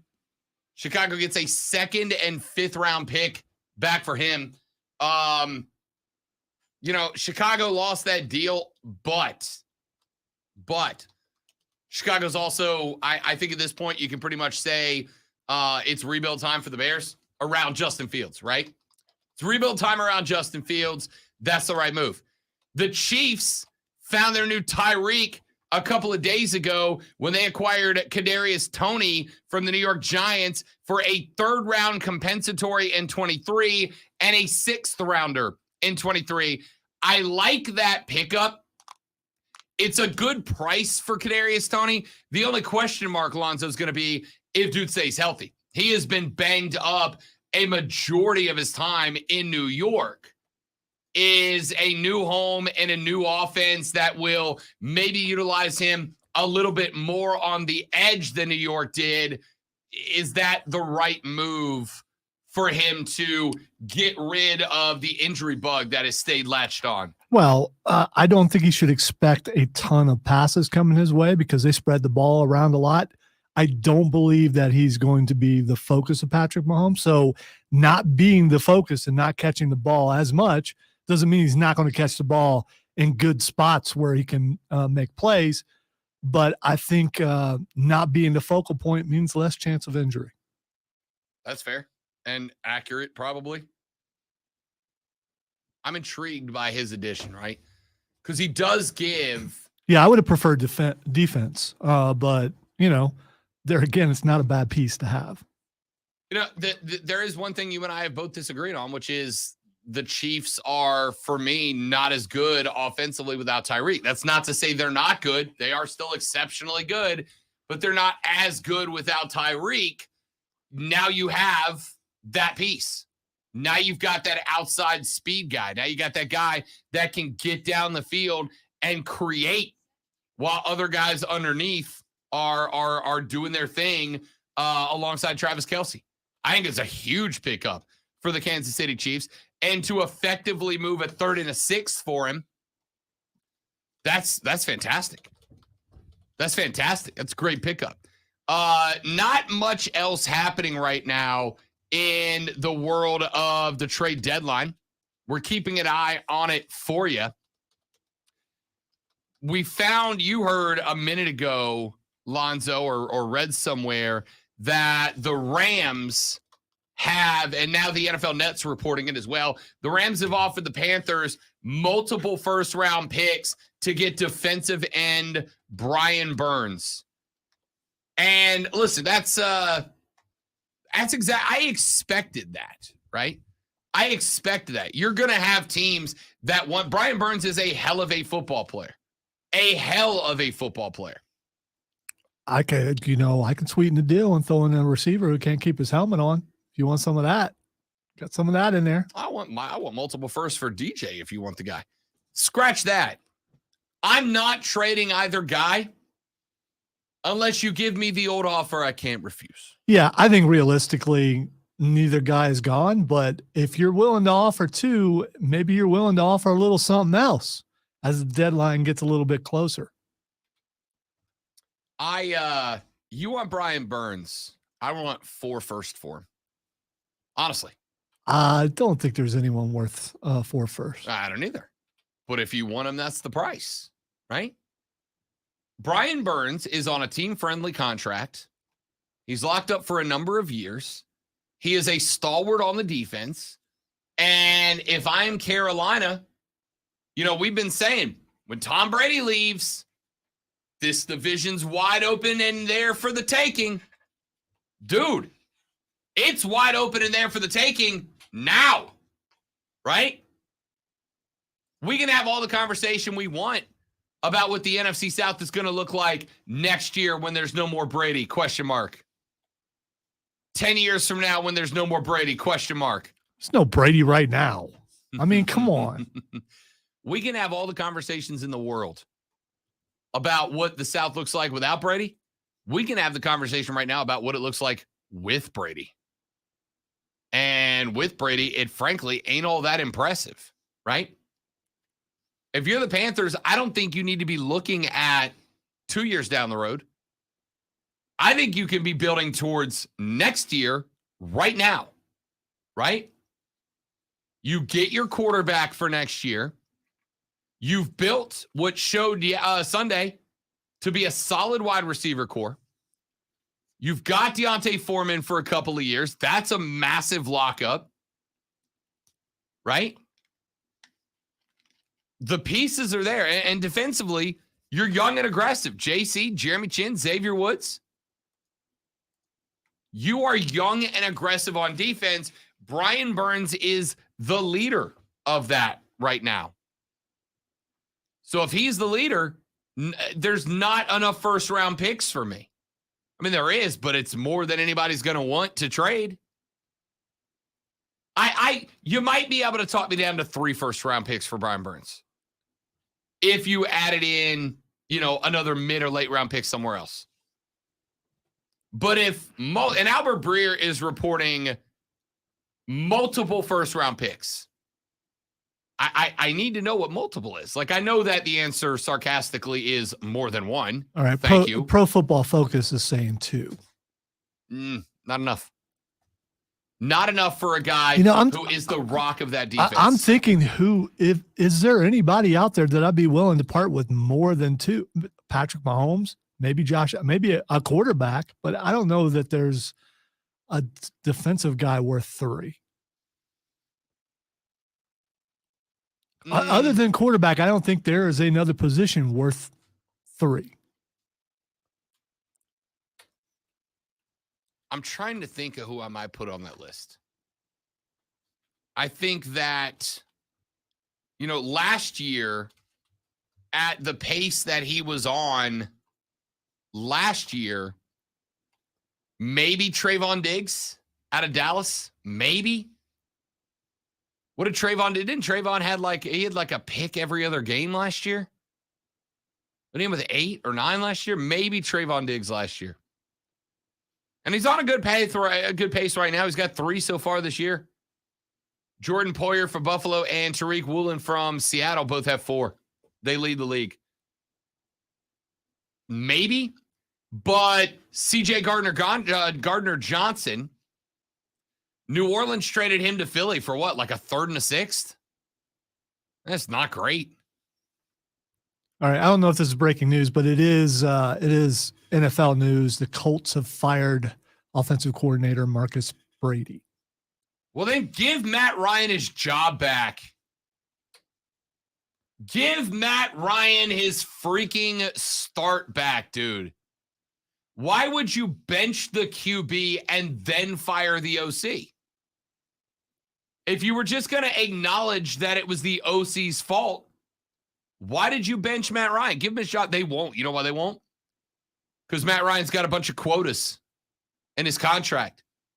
And if he hits certain milestones, they come off the book for millions more dollars than they're already on the hook for. They just don't want to pay Matt Ryan. So they're going to bench him and go with Sam Ehlinger and now a new offensive quarterback. My goodness. What a terrible move. The Colts are a dumpster fire. Andrew Luck was seen walking out of the facility in slow motion while the fire started billowing out of the windows behind him. Because since he left, it has not been the same, man. It has not been the same. Anyway, trade deadline today. We're keeping an eye on it for you. So far, no big moves happening as of right now. We're keeping an eye on it. For the lulls, Matt Rule is trending right now. FYI. Matt Rule is trending right now. Why do you think Matt Rule is trending? Because he, as I said on the Views from Mid Street podcast, 3 weeks ago, Lonzo, is going to be interviewing with Auburn in the next couple of weeks. That's why he wanted out. That's why they fired him so quickly. Because this was coming down the pipe, and he wanted to be ready to pick up the phone and go, hey, Opelika, I got nothing going on right now. Is this a better job, though? There are a couple openings, and there are going to be more. Is Auburn the best job out there? Probably. Nebraska's an embarrassment of a program right now. Maybe Wisconsin, but Does a guy like Matt Rule, based on the offenses he ran at Baylor and Temple, does a guy like Matt Rule want to go to a Big Ten team? Does he want to go to a slug it out in the cold weather in the winter team? I'm going to go no. Coldest football game you're going to play in Opelika is like 47, 48 degrees. I think Auburn for Matt Rule is the better job. I think they're going to pay more. You get to play in the SEC and try to prove yourself against the best. I don't know, man. I don't know. But Carolina fired Matt Rule because Matt Rule wanted to be available to start taking the calls when Auburn rolled in. And on top of that, if he gets that job, every dollar he gets towards his new salary is a dollar the Panthers don't have to pay for. The buyout was what, $40.5 million-ish?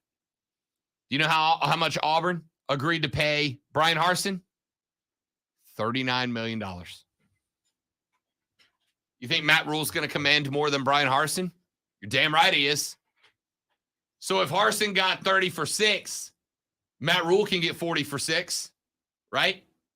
He gets 40 for 6. The Panthers and Matt Rule, they're done. They don't owe each other nothing. It was win-win-win all around the whole time. No more Matt Rule. Matt Rule gets to make sure he's ready for the highest profile college jobs that come available, and the Panthers aren't going to have to pay him.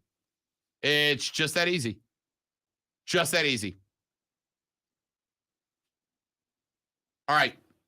So we know that the Rams, according to NBC Sports chiming in now as well, the Rams have offered 2 first-round picks for Brian Burns. The question now is, what else are they going to have to dump on top if they want that player? What else will Carolina want if they're going to ship Brian Burns out of town when he is absolutely a cornerstone of the foundation of the next generation of Panther football? We'll find out. All right. 844-FAN-PHONE, 844-FAN-FONE, 844-326-3663, or text us on the Preferred Home Services text line, 71307. Start your text with FAN, F-A-N. We have about 25, 30 minutes until I draw from the Boo Box. If you have any suggestions to add to the Boo Box bets punishments for me, text them to FAN right now, 71307. Start your text with FAN, F-A-N. Text in your Boo Box bets punishments for me, and I will draw in about 25 minutes. We'll come back. We'll wrap up hour 2 after this on the Rob Brown Show and the Fan Upstate.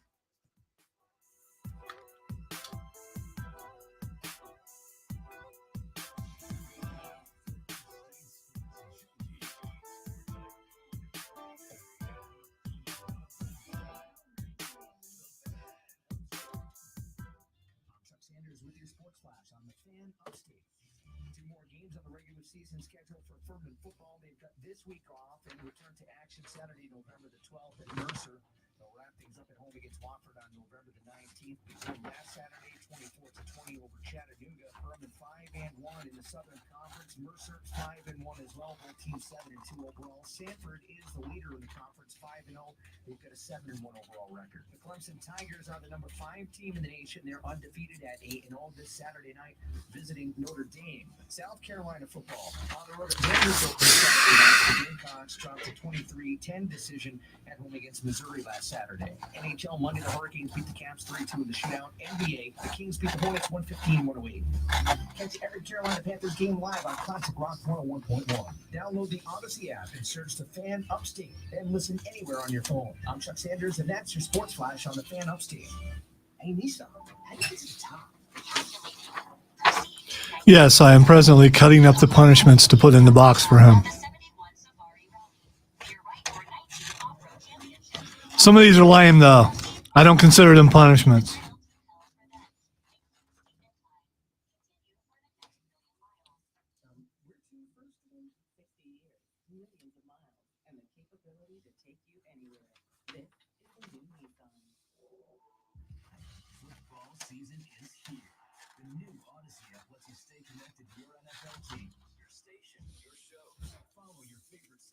come back again and again.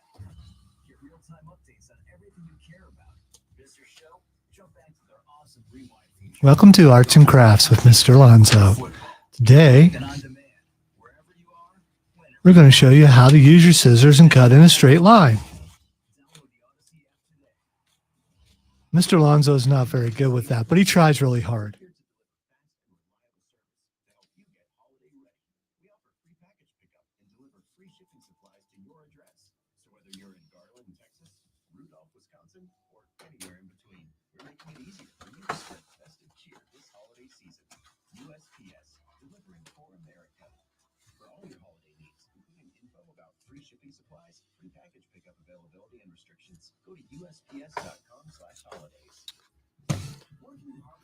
Rob goes for the double fold. I'm going for the triple fold. I'm not going to do that, Steven. I'm not going to cheat.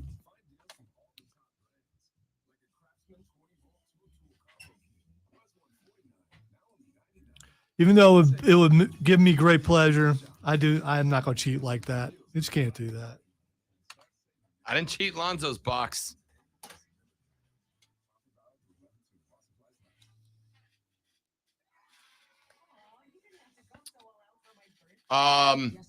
That is kind of up for debate-ish, Steven, because DJ was standing in the chalk that marks the back of the end zone.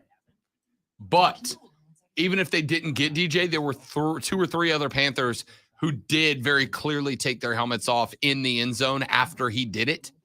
So they would have got one of those. I understand that Panthers fans are like upset and feel like they got jobbed there. You didn't. That's just the rule. Richard says, if you're Joe Sheen who are using draft capital on a wide receiver or 2 right now, and realistically, even that doesn't make you a title contender. I don't think his first year as Giants GM, he takes that gamble. Wouldn't be surprised if he reached out to a guy like Odell and tries to get him to come back and play with the Giants, but draft capital, he's not losing at this point. Do you want to go grab it? I mean, you just let Tony go, right? Like you're clearly stocking right now, or else Tony wouldn't have moved. I don't think. All right, you got about 15, 20 more minutes to get your Boo Box punishments in for me. We've got the 1-chip challenge in there. We've got eat an entire Papa John's extra large pizza over the 3 hours of the show in there. We have got, courtesy of you, Sadist and Lonzo, go barefoot in the office for an entire show in there. And some of y'all are like, that's not a punishment. Yes, the hell it is. It's gross. Oh, it definitely is. This is not feigned disgust by Rob. I know, because on occasion, I've had my shoes off in the office, and Saturday is no shoe Saturday always. So Rob doesn't like that. You ready for the list of jobs where it's appropriate to not wear shoes? Number 1, lifeguard. That's it. That's the list. If your job requires you to be in a swimsuit, you may go barefoot. Outside of that, foot model, duh. That's not a job. There's someone out there making a living off their feet. For sure it is. Yeah, Rex Ryan's wife. Hey-oh! Got him! All right. Poor Rex. I don't judge people's preferences in the bedroom. I think you are judging, without a doubt. I'm just saying that's a weird one to have. So I'm judging. Just because feet bother you. I get feet not bothering you, but I'm so far down on that end of that particular spectrum, I don't see how they could get your motor running. Yeah, I don't either. But still, I mean, live your life, dude. To each his own, or live her your life, own, Rex. or whatever. Live your life, Rex. It is what it is. All right. Keeping an eye on the NFL trade deadline. I've had a couple of questions. We had Richard pop in a second ago and ask about the Giants. Would they make a move for a wide receiver right now? He said, would you use the capital on a wide receiver or 2 right now when realistically you know that even doesn't make you a title contender The Giants dropped their second game this weekend. The Giants are weird because on one hand, you have your record, you are what your record says you are. The NFC East has the only remaining NFL's undefeated team in the Philly Eagles. They've got a pair of 6-2 teams in New York and Dallas. And then they've got the 4-4 Washington Commanders. Bum, bum, bum, bum, bum, bum, bum. Are they not title contenders? They would be winning every other division in the NFC. And they would be winning every division in the AFC or tied for first at worst.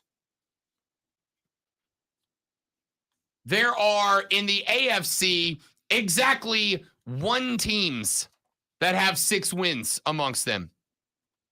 In the NFC, there are 4 teams that have 6 wins. 3 of them are in that division.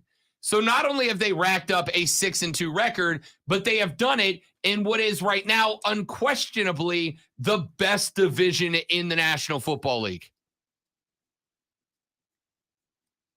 Does Danny Dimes get a new toy on the outside? And if so, who? I don't know is the answer. Because I don't know how the Giants feel about the Giants, right? Here's how I feel about the Giants. They're good. There's no doubt that they're good. Brian Daboll's done a great job in New York. They are good. Nobody's arguing that, or shouldn't be. But are they great? Are they championship caliber yet? And I can't say yes to that, right? I can acknowledge that they are good. I cannot acknowledge that they are up there with the Chiefs, the Bills, the Eagles, right? They've made a pretty good run through the early schedule, but you go back, they needed nothing short of a miracle to beat the Panthers. They needed the same to beat the Titans. They lost to the Cowboys. They beat the Bears by 8, the same Bears team that the Cowboys beat the brakes off of this weekend. They beat the Pack, and I think when they beat the Pack, that was kind of the point that all of us were like, maybe this team's legit. Maybe this team's for real. But turns out the Packers aren't good either. They beat the Ravens. That's a decent but mid team. They beat the Jags, and then they lost by 14 to Seattle. Does any of that scream Super Bowl contender to you? It doesn't for me. So I'm going to go agree with Rich here, I think. I think I've talked myself into an answer. I'm going to agree with Rich on the Facebook chat and say here that this team's good, but they're not upper echelon good yet. And because they're not upper echelon good, I think I stay put. I'm not trading anybody away. Right? I'm not a seller. I'm just not a buyer. I think I'm staying put. I'm just going to hang out, see what this team does moving forward. All right, we'll keep an eye on the NFL trade deadline for you as we move forward. Got a couple of other things I want to get to in the next hour of the show, if we can. Spencer Rattler's comments after the L to Mizzou clearly rankled up Shane Beamer a little bit because they had a sit-down conversation about him. I want to ask Carolina fans, are you concerned about the comments of Spencer Rattler? And are you satisfied with the addressing of those comments by Shane Beamer? We'll get to that. Trevor Lawrence. I found an article about TL16 that absolutely dressed him down yesterday. I have got 2 other quarterbacks in the league that tell me it is far from time to write off Trevor Lawrence, and the common thread between them that allowed them to turn the corner. That if Jacksonville wants TL16 to be the guy, they need to understand and follow. We'll get into that. And DJ Uiagalelei has spoken out about what went wrong with the Clemson Tigers against Syracuse. We'll try to fit that in as well. All of that and more coming up in the next hour of the Rob Brown Show. This is the Fan Upstate.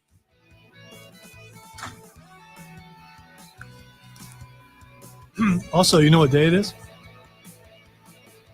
It's Tuesday. It's Faces and Heels Day. We can skip it if you want. Just remind me. I might, because we got a lot to get to. Well, I'm going to leave the intro in. Okay. It's not till after the first break. You just let me know. Things happen 24/7. Get a quote at progressive.com. It was the Browns' best effort of the season. It came on Monday Night Football against their in-state rival and snapped the 4-game skid. Head coach Kevin Stefanski loved the 32-13 victory over the Bengals. Oh, the guys had a great week of practice, pushed each other, pushed it to make it to the game. A few guys battling injuries, and then they just played really, really hard. Always things to clean up. Texter said, Totally understand that. have someone come in and give Rob a manicure and pedicure while on the air. There's a lot of feet-related punishments. Yeah, once a weakness has been shown, you're going It's to. just, yeah, they just I latch mean, on. I don't blame them. Nah, because that's I think my idea is worse. Oh, 100% it is. At least with that one, I can keep my feet off the ground.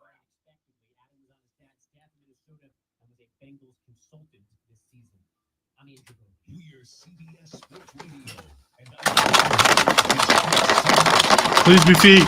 Please be feet. Please be feet. In this market, you'll find Fisher Investments is different than other money managers. Different how? Aren't we all just looking for the hottest stocks? Nope. We use diversified strategies to position our clients' portfolios. He's going to get a lame punishment. It won't be as bad as anything that I had to do. There's some stuff in there that I put in there because he put in there that I didn't agree with because I don't think they're punishment.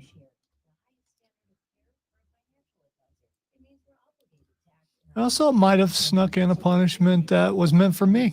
I might have done that. Oops.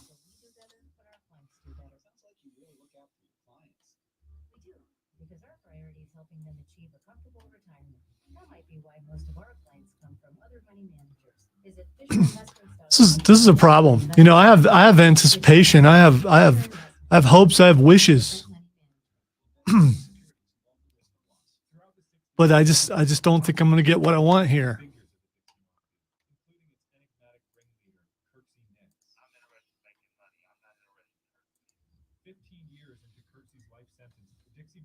We've all wanted to see this moment. And I mean all of us. Every single one of us. And I just feel like I'm going to be disappointed. He's going to pull out the pizza. Wow, what a punishment. Oh, I have to eat a pizza for 3 hours. Do you understand how miserable I'm going to be at the end of that show? You're going to be eating a pizza. An No, extra large cold pizza in one sitting.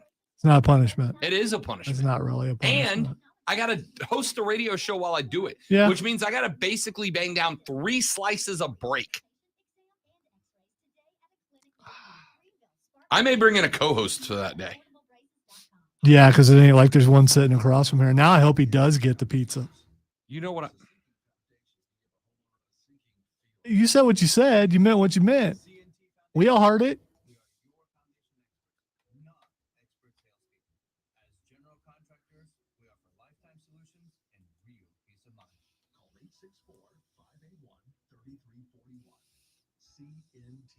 I expected some backlash. I'm okay. I'll be all right. When someone's not used to losing, they don't know how to do it graciously. The amount of joy that you took in make me walk around the office barefoot for 3 hours is not okay. Yeah, because you took no joy in any punishment that I've had to have.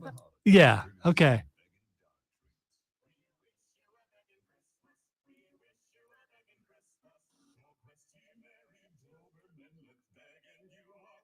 What?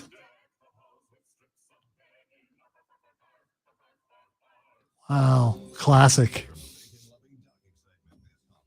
Bacon loving dog excitement.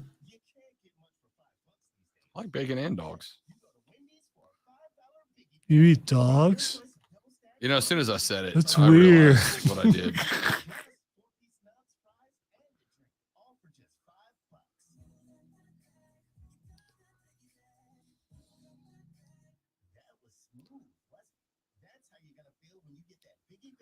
I still don't get why people think the Mariah Carey song is that big of a deal for Christmas. It's just another Christmas song. It's not. It's probably not even top 10 for me. Great Christmas song. Not even top 10. Oh, it's absolutely top 10.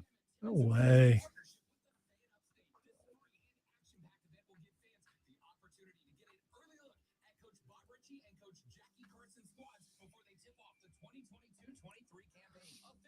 Any Christmas song by Bing Crosby or Danny Kaye is better than that song.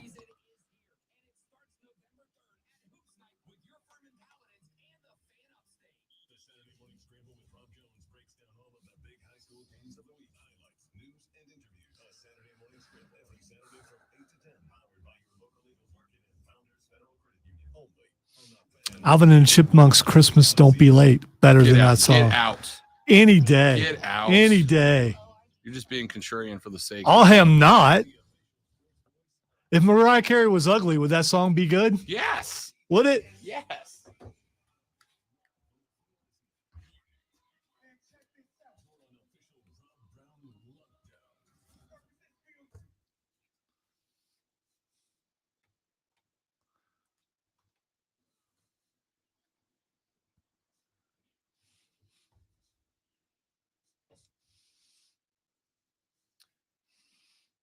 I just think someone's not being very oozy right now.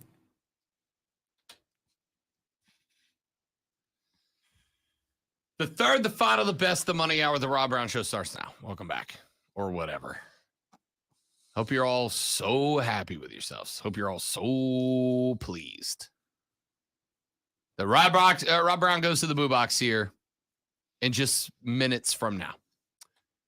Last call. I'm going to give you about 120 more seconds. No.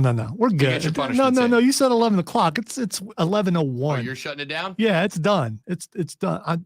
My hands are tired from writing. You're not going to oversaturate the box any further. I have two things to say. Number I need one. to check and see if any dead people voted. Never mind. I'm still finding long blonde hairs over here. Welcome to my world.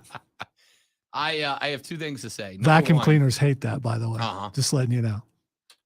Number one, Mariah Carey's "All I Want for Christmas Is You" is a god tier Christmas song. Not even top 10. Absolutely, Not top even top 10. Absolutely top. That's a millennial take, is what that is. It's a great song. It's still a Right. millennial take. It's a great song, and yes, even if Mariah Carey wasn't a smoke show when that song dropped, it would still be a great song. You're wrong. You're wrong. I'm not wrong. You are. It's a great song. Mariah is ready. We are ready. Christmas season starts when that song starts making its pop on the radio. Number two, for those of you that started launching an avalanche of feet-related punishments at me over the last hour, or I guess 2 hours now, I'm to the point that I'm borderline thinking it's some projection issues amongst my audience. All right. So the Rob Brown Show on Twitter and Facebook, I don't have a problem with you sending pictures of your feet to Rob right now or for like the rest of the year. Just tastefully done pictures of your feet. You know, I was really digging this little collaboration Lonzo and I have had going on for all this time from 9 to noon. And then today he's like, what if, hear me out, I just blew it all up for no reason by getting listeners to send feet pics to Rob Brown. No one listens to me. You're fine. That's a damn lie that I will pay for. Get out of here with that, man. Get out of that. No. Do not send me pictures of your feet. All right, let's just do it. Let's just get out. Rush Limbaugh used to ruffle his pages. I'm shaking my box. Let's just get it out of the way. Lonzo has collaborated with you bunch of psychopaths. Stop, collaborate, and listen. To create my Boo Box, which now exists and is currently in sole possession of the Great One. Lonzo has written down the punishments. Lonzo has entered the punishments into the box. At no point has Rob Brown had any interaction with the Boo Box. Lonzo has also written all the punishments so that it will be his handwriting that gets drawn. There is no way for me to enter a false punishment into the box. With that being said, let's just do this. All right. All right. Before I hit the Boo Box intro, I just want to point out, and I don't know if this is a good or bad omen, but coming up in the next break, we have a Mad World commercial.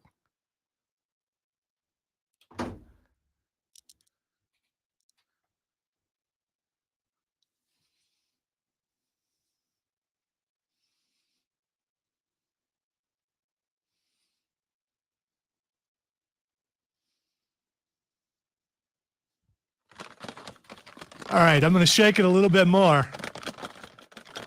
Just because we're going to make sure that it's mixed up really nice and good. And as many listeners have pointed out, and I pointed out myself, there are many, many more punishments in Rob's box, which, makes the possibility of him picking the one thing he does not want to pick. Now, two things that he does not want to pick. It makes it harder. I would rather eat 2 extra large pieces than do one of those 2 things. For the record. All right. I have now handed the box to Rob Brown. I hate this.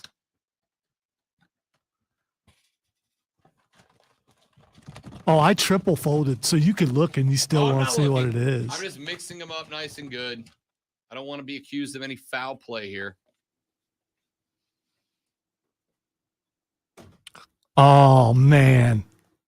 You already know what it is? No, I know you didn't get anything because I left a couple punishments that were on there for me because I thought that would work for you. And I didn't tell you, but I could tell because of the paper it's written on, you picked one of those punishments. I sure did. It's not what we want, people, but it'll be all right. Eat a jar of Duke's Mayo during the show. See, you thought that was good for me. And all I could think of, that's nasty for anybody. But you do worship at the altar of Dukes. I'm a Dukes guy. You are a Dukes guy. So you didn't get the feet? You didn't get Mad World? I didn't get Mad World. You are surprised, though, aren't you? I did not think that this was going to be left in there. I thought you would have removed this. No, I left a couple of things in there. Did you? Yes, I left that in there, and I left the syrup in there because I think it's bad for whoever got it.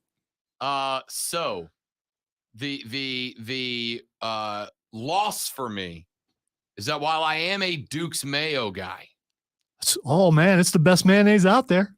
While That's I am what you a said. Duke's Mayo guy, eating an entire jar of it is going to be rough. Rough, dudes. Rough. The win for me here is that this is the only week that I could have pulled Mad World because it closes on Saturday. This is the only week I could have pulled it. So I'm off the hook for Mad World, fortunately. But now Maverick pops in and Mav says, would Miracle Whip have made it worse? Yes. No, it wouldn't have. Dramatically. No, it wouldn't have. It doesn't matter how good the mayonnaise tastes. It's an entire jar of mayonnaise. It's all I can. Well, you are near the trash can. You might need it. Miracle Whip is war crime. It's heavenly. It's a war crime. Yeah, it's a whole lot better than anything else. Miracle Whip. It's got should not miracle exist. on it. Just proof that it comes Yeah. from the heavens. It's a miracle anybody buys that product and keeps them in business. He's talking all this stuff. He is not going to be a Dukes fan after he eats an entire jar. Eat a jar. All right. So, So why was this punishment okay for me and you thought it was great, but now you pulled that said punishment? Is it still a good punishment? no, this is not going to be enjoyable. This is not going to be enjoyable. And for the record, I shall remain a Dukes Mayo fan. He won't. Not afterwards. There's no way. I shall remain a Dukes Mayo fan after finishing it. I will tell you, and by the way, we agreed on a regular size jar, not the camping size jar. Okay, what's a Just like a regular jar of mayo. Dude, that's a lot, man. I don't think you can do that. I'm going to say this. I really don't. And this is, I'm going to enjoy the punishment, but I don't want you to be ill for 3 days. I'm going to say this. It's a lot of eggs. This is finishing one of two ways. Either finish the jar. It's going to be smooth, Roger.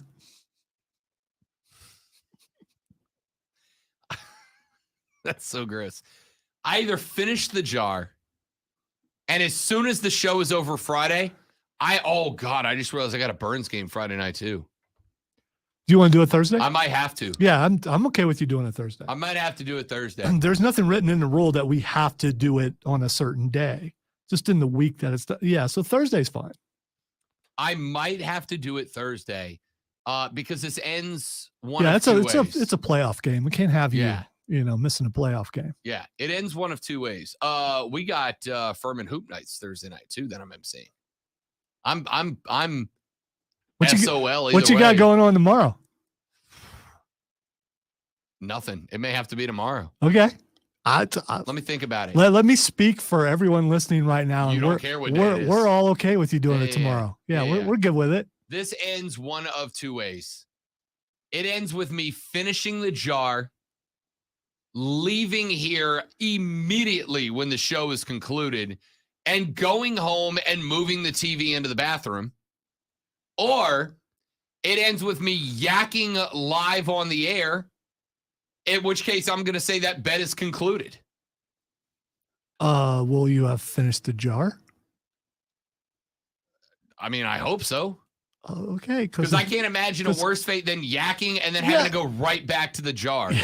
Yeah, exactly. So don't yak because you're supposed to eat the jar, the entire jar. Man, I like mayo, but golly. I think it's funny that you were okay with it till you got it. So that was okay. It's because you have a seething hatred for Duke's mayo. No. It was more about the brand than the product. Yeah, it's all about the worship of the brand. Mayonnaise is mayonnaise. If it's just, you are looked down upon if you don't like Duke's. But now we're going to see how good Duke's is all on its own. I'm going to have a heart attack on the air. So, I mean, you could say that I swerved you, but I didn't. No, I mean, you did a little bit. I genuinely would have thought that you would have taken this out. I believe your words the other day were there's some of these punishments that could go for either of us. I do believe you said that on this the air. is certainly one of them. Yeah. So, I mean, I didn't leave like the Hulk Hogan beard in there or something like that, which you could have pulled off, but I didn't leave that in there. This should not cause irreparable harm. Should not. Maybe temporary, but not irreparable. Oh man. Why did we decide to play this game? All right, let's see. Standard jar of Duke's mayo. Is that like 32 or is that 16? What is it? Well, first off, they do make a 128 ounce jar. That's that death. ain't gonna do it. Yeah, no, not gonna do that. Gonna do it. All right, so I will. I was gonna say I'll let you guys make the call here, but that's a waste of my breath because I know what you're gonna call. They make Yeah, Roger's already saying 32. So They I mean, make you know. the regular, like a regular squeeze bottle. This is what's in my house is the regular squeeze bottle. It's 18 ounces. I do believe that we said jar. But I did write jar, which is Yes. 32 ounces of mayonnaise. They make little jars. It's effectively. Dude, they make little jars. I don't know if Duke's does. That's a but cop out. And yeah, you and I both know that would be a cop out. I'd be okay with it. This filled with mayo, Lonzo. This filled with mayo. This is Rob, 33, Rob, so it's like right just do, there. Just do the little jar, man. Don't. I mean, the little jar's fine. I'm fine with that. Okay, because I don't want legal to get involved. So let's go with the little jar. The big jar, I don't know. I mean, A tablespoon is about an ounce, so it's 32 tablespoons of mayonnaise. it's not bad if you pace yourself. Brandon said eating straight mayo. Yes, Yeah, that's it. out of the Straight- jar. Straight mayo. Out of the jar. Steven said that's like 100,000 calories. Yeah, this is going to single-handedly cost me my 20-pound bet with the lady friend. I'm guessing there will be involuntary purging I may going actually on end up after. losing weight Yeah, after you, this. you might. Not that we condone that, but yeah, it's yeah. Eating straight mayo. Yep. Sure am.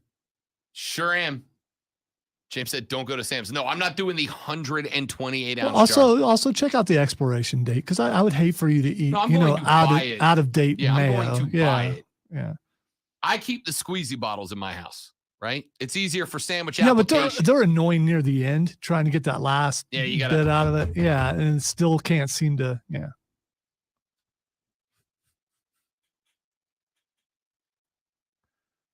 Yeah, just ignore that. Just ignore that. Zach said straight Dukes. No, Last no, time that no, happened, no, we no, had a no, no. kid. Really? There's nothing dirty gonna about read that. What are you talking about? He's just saying him and his wife very clearly love Dukes. Love Dukes. No carbs in Dukes. Who cares? It's still a whole jar of mayonnaise. You guys can sugarcoat it. You can try to make it sound like it's not going to be bad. It's going to be bad. It's going to be horrible. It's going to be disgusting. I can't wait. But I like mayo. I like Dukes. If I put it this way, Zoe, if I was allowed to do this by putting it onto ham sandwiches, no problem. No problem. Because I would put like legit 10 ounces on mayo on 3 double-decker ham sandwiches and knock that out there in the show. No problem. Going straight off the spoon. That's going to be a lot. That's going to be a lot. Trying to think, should I go out and purchase a plastic tarp just in case? So we can maybe engineering has that. I'll No, but that trash, you won't be throwing bottles at the trash can whatever day I do this. I might. Because it'll be right here next to me. It might have a squishy landing in it. But so I will talk to engineering afterwards because I do want to make sure that all important things are covered, just in case. Somebody call the lawyers. No, Texas don't call the said- lawyers because then he won't have to do it. Texter said eating mayonnaise is awesome. Is that even a punishment? Dude, again, I like mayonnaise. Mayo goes on the burgers. Mayo goes on the ham sammies. Have you ever in your life just taken a spoonful of mayonnaise and ate it? Yes. I never have. I have. That sounds nasty. I Why have. why would you do that? Because mayo is not bad. It is not if this was a it's spoon, just it's like whipped like- it's whipped up eggs. let I me mean, put it you know, this way. but still. Let me put it this way. If on this piece of paper you substituted eat a jar of Vegemite, I would quit the show before I did it. Well, I you would put- literally quit my you job. put a spoonful of mine, so and Right. yeah, so I mean, you know. A spoonful of mayo, I can like I'm not like running around eating a spoonful of mayo, but like sometimes you make a sandwich and you scoop the mayo and you put it on the sandwich and you spread it out, then you just grab you another spoonful of mayo, knock it down. It's not bad. It is the 16 to 20 heaping spoonfuls of mayo that are going to be a problem. Okay, I was curious. Here's how you make mayonnaise. It is made by slowly adding oil to an egg yolk while whisking vigorously to Yeah. disperse the oil. The oil and water in the yolk form a base of the emulsion, while lecithin That doesn't matter. And protein from the yolk is the emulsifier that stabilizes it. So it's like eating greasy eggs. So you're good. It's just a bunch of greasy eggs. Pretty much. I'd like to apologize in advance to the lady friend for whatever evening happens. Not going to be great. Not going to be great. As long as you don't mess up the house, I'm sure she will enjoy the fact that you're being punished. Oh, 100%. She may work from home that day just to watch. Again, you guys are missing it out here. I like mayo. Mayo's fine. 32 ounces of it, not on something else, is the problem. Zach said, when I lived in Fort Walton, my grandma would send me weekly packages with Dukes and Cheerwine. I'm a big Dukes guy. I'm a big Cheerwine guy. They have grown on me dramatically since I got here. I'm just saying 32 ounces of it with nothing else is bad. Trey said, I'd rather eat 3 spoonfuls of Vegemite over a jar of mayo. No, you wouldn't, Trey. That just tells me you have not had Vegemite yet. No, you wouldn't. Trust me. Zach said last night I made fried a pound of bacon, then made a grilled cheese with Dukes in the bacon grease. I'm good with that. That sounds delightful. I'm all in for that. All of you guys are hitting me with comfort statements of, but Rob, what about mayo and blank? I don't get and blank. I'm just getting blanked. Yes, you are. Zach said, can you use a piece of sandwich meat to scoop the mayo? No, that wasn't part of it. And I didn't write this punishment in the first place. Rob did. So, I mean, you know. Texter said mayo is not a punishment. Rob should redraw. A jar of mayonnaise is not a punishment. They really want the feet or Mad World. They really do. Yeah, they do. Would you have preferred one of those? I could draw out, get punched in the face, and then be like, that's not a real punishment. Do it again. Do it again. Mad World. Do it again. So out of the 2 possibilities, Mad World and the feet thing, or the mayo, it's 3. But which one's the worst one? Or should I ask you after tomorrow? Mad World, and here's why. Mad World will be the worst one. You have seen me jump scared. I got jump scared yesterday by audio on this show. Tried to get you twice. It didn't work the second time. There's no, like, with the foot thing, right? The plan for me, because I had that planned out, the plan for me was do not drink water the day before. Do not drink water during the show. The plan was going to be sit in this chair, remove the shoes, and stay in this chair for 2 hours and 58 minutes without putting my feet on the foot rail of this chair. By the way, there is no one out there who believes you can do that. Because especially our listeners who watch this show every day or just every once in a while, you've never stayed in that chair for all 3 hours. I don't stay in the chair for an hour. And there's like, sometimes I got to go to the bathroom. Sometimes I go get another water. Sometimes I go I'll go finish up some work on the computer or move over a soundbite or whatever I got to do on the other computer because all my stuff's logged in over there. But not having my feet on this dirty damn floor that you heathens walk around shoeless on all the time, I will stay my fat behind right here in this broken ass chair. Yeah, and chances are after you throw up, I probably wouldn't want to have my shoes off after you eat the mayonnaise. All right.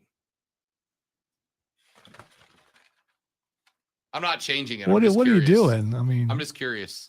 I'm not changing it. Okay. What was the next thing? 1 chip challenge. I'd have been fine. Boobox goes back to Lonzo's sole possession. Our next round of picks will be made on Friday. I will let you know. Someone's standing in the door. The door's like partially up. Hey, Chris, feel free to come on in and have a grand old time. Lecithin? What is that? He's correcting my pronunciation. Oh. Yes. Thank you. Thank you for making me right. It does Thank make you. sense that that's why Chris would come down here to correct a pronunciation. To correct me. That's it. In my mind, if I've mispronounced something, if I'm like in another state, I hear his voice correcting me. All right, let me get Kevin in. I know we're late, but let me get Kevin in here because he wants to talk about the punishment before we take a break. Kev, what's up, big fella? What's going on, my dog? How you doing, brother? Listen, hey, man, I'm a mayonnaise guy, right? Let me tell you what the nastiest thing in the world is. Mayonnaise that's not touching any bread or potato salad or anything like that. Hey, babe, what you want to eat? I guess I'll go ahead and get me a spoonful of mayonnaise real quick. Nope. It's not going to work. That is not. I don't know how much money it's going to take for me to eat a spoonful of mayonnaise, but that is not going to work, bro. 32, I told Lonzo this, 32 ounces of mayo would be no problem if I could put it on ham sandwiches, right? If I could just make myself 5 ham sandwiches before the show and slather on the mayo, this wouldn't even be a punishment. This would be a treat. But to go straight mayo down the hatch off a spoon, 32 ounces of it is not excitable. It's not. I feel like hurling right now. I feel like I'm about to lose everything in me right now thinking about the situation. My grandma used to make sandwiches all the time, and like you said, right at the end, that the stuff that don't go on the bread, she just go ahead and take it down the hatch. And I used to cringe every time I saw it like that. I think I might just go ahead and get me a spoonful of mud real quick before I eat mayonnaise. Like I would just see me sitting down Indian style, busting up some mud pies real quick. But mayonnaise down the hatch. No, it's not going to be good. It's not. I'm not looking for it. I can't appreciate you, big dog. Good to talk to you. Again, if I could go make me 6-7 sandwiches, if I could throw a few ham sammies down, covered 32 ounces of mayo, it'd be no problem. Off the spoon, straight out the jar. Whew. And RIP my 20-pound diet challenge. All right, let's take a break. I'm Rob. He's Lonzo. And he's way too excited right now. Way too excited. The Rob Brown Show rolls on. This is the Fan Upstate. Now we're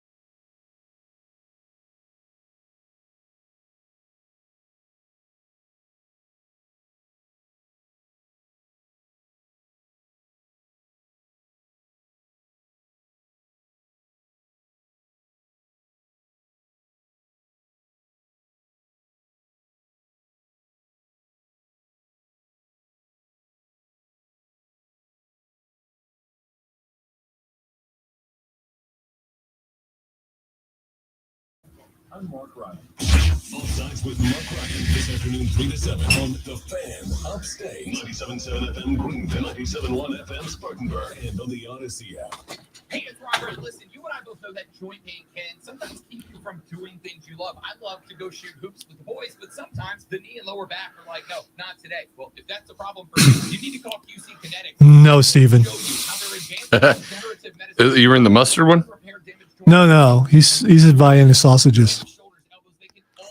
The only way I'd agree with that is if the jelly got mixed in with the mayonnaise. You would hear a lot of during that.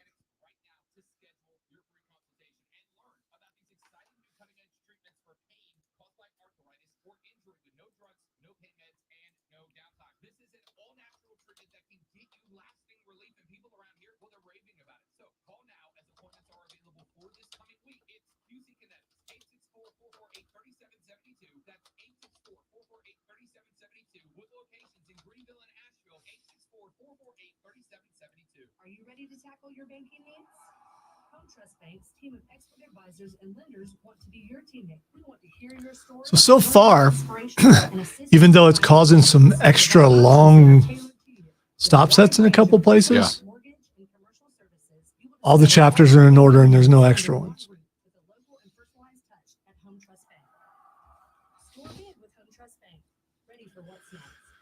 So how closely does corporate scrutinize? Do they just look and see if there's extra, or do they find out what's actually on those?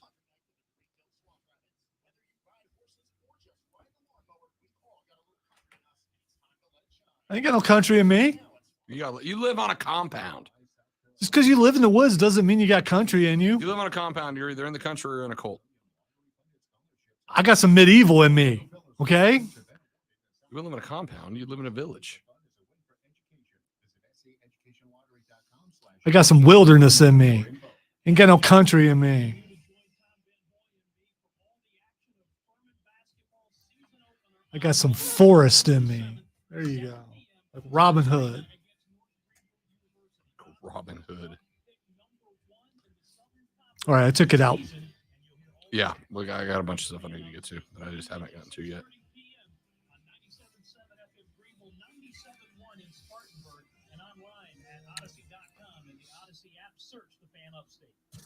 More than a score. For real sports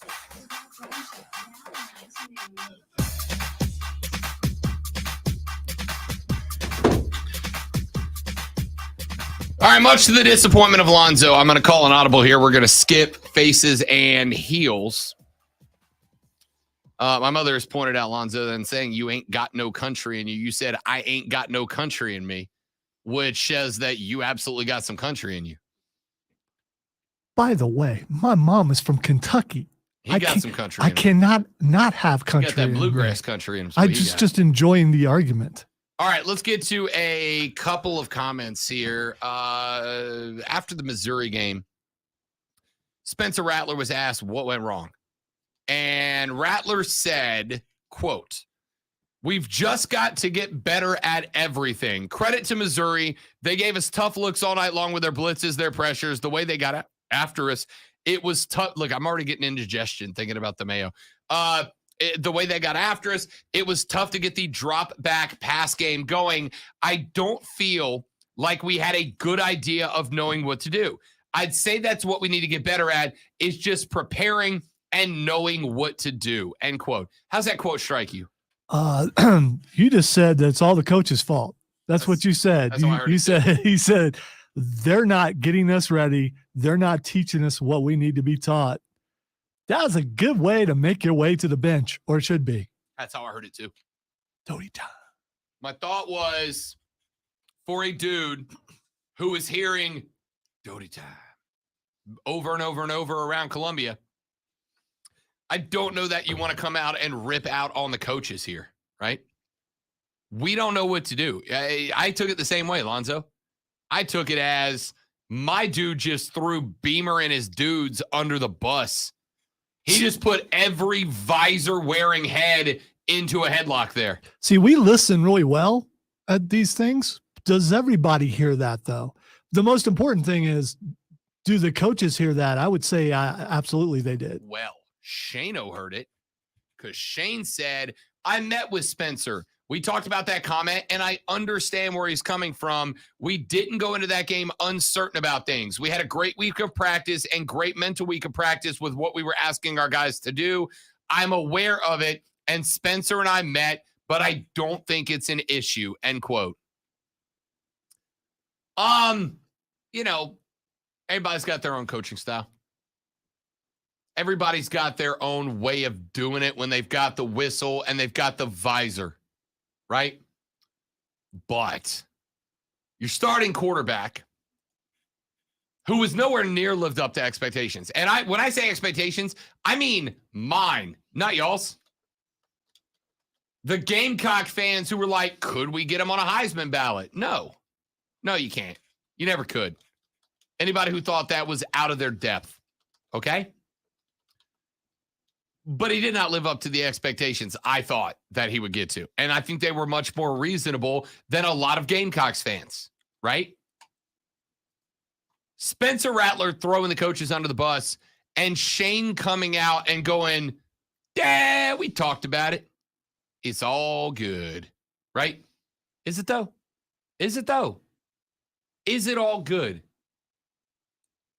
If you're Shane Beamer and you're a manager of the team and you got a guy, I mean, I guess I'd hear him out like, all right, Spence, explain to me how this isn't a crack at me and the coaches. And if it is a shot at me and the coaches, tell me what to do better.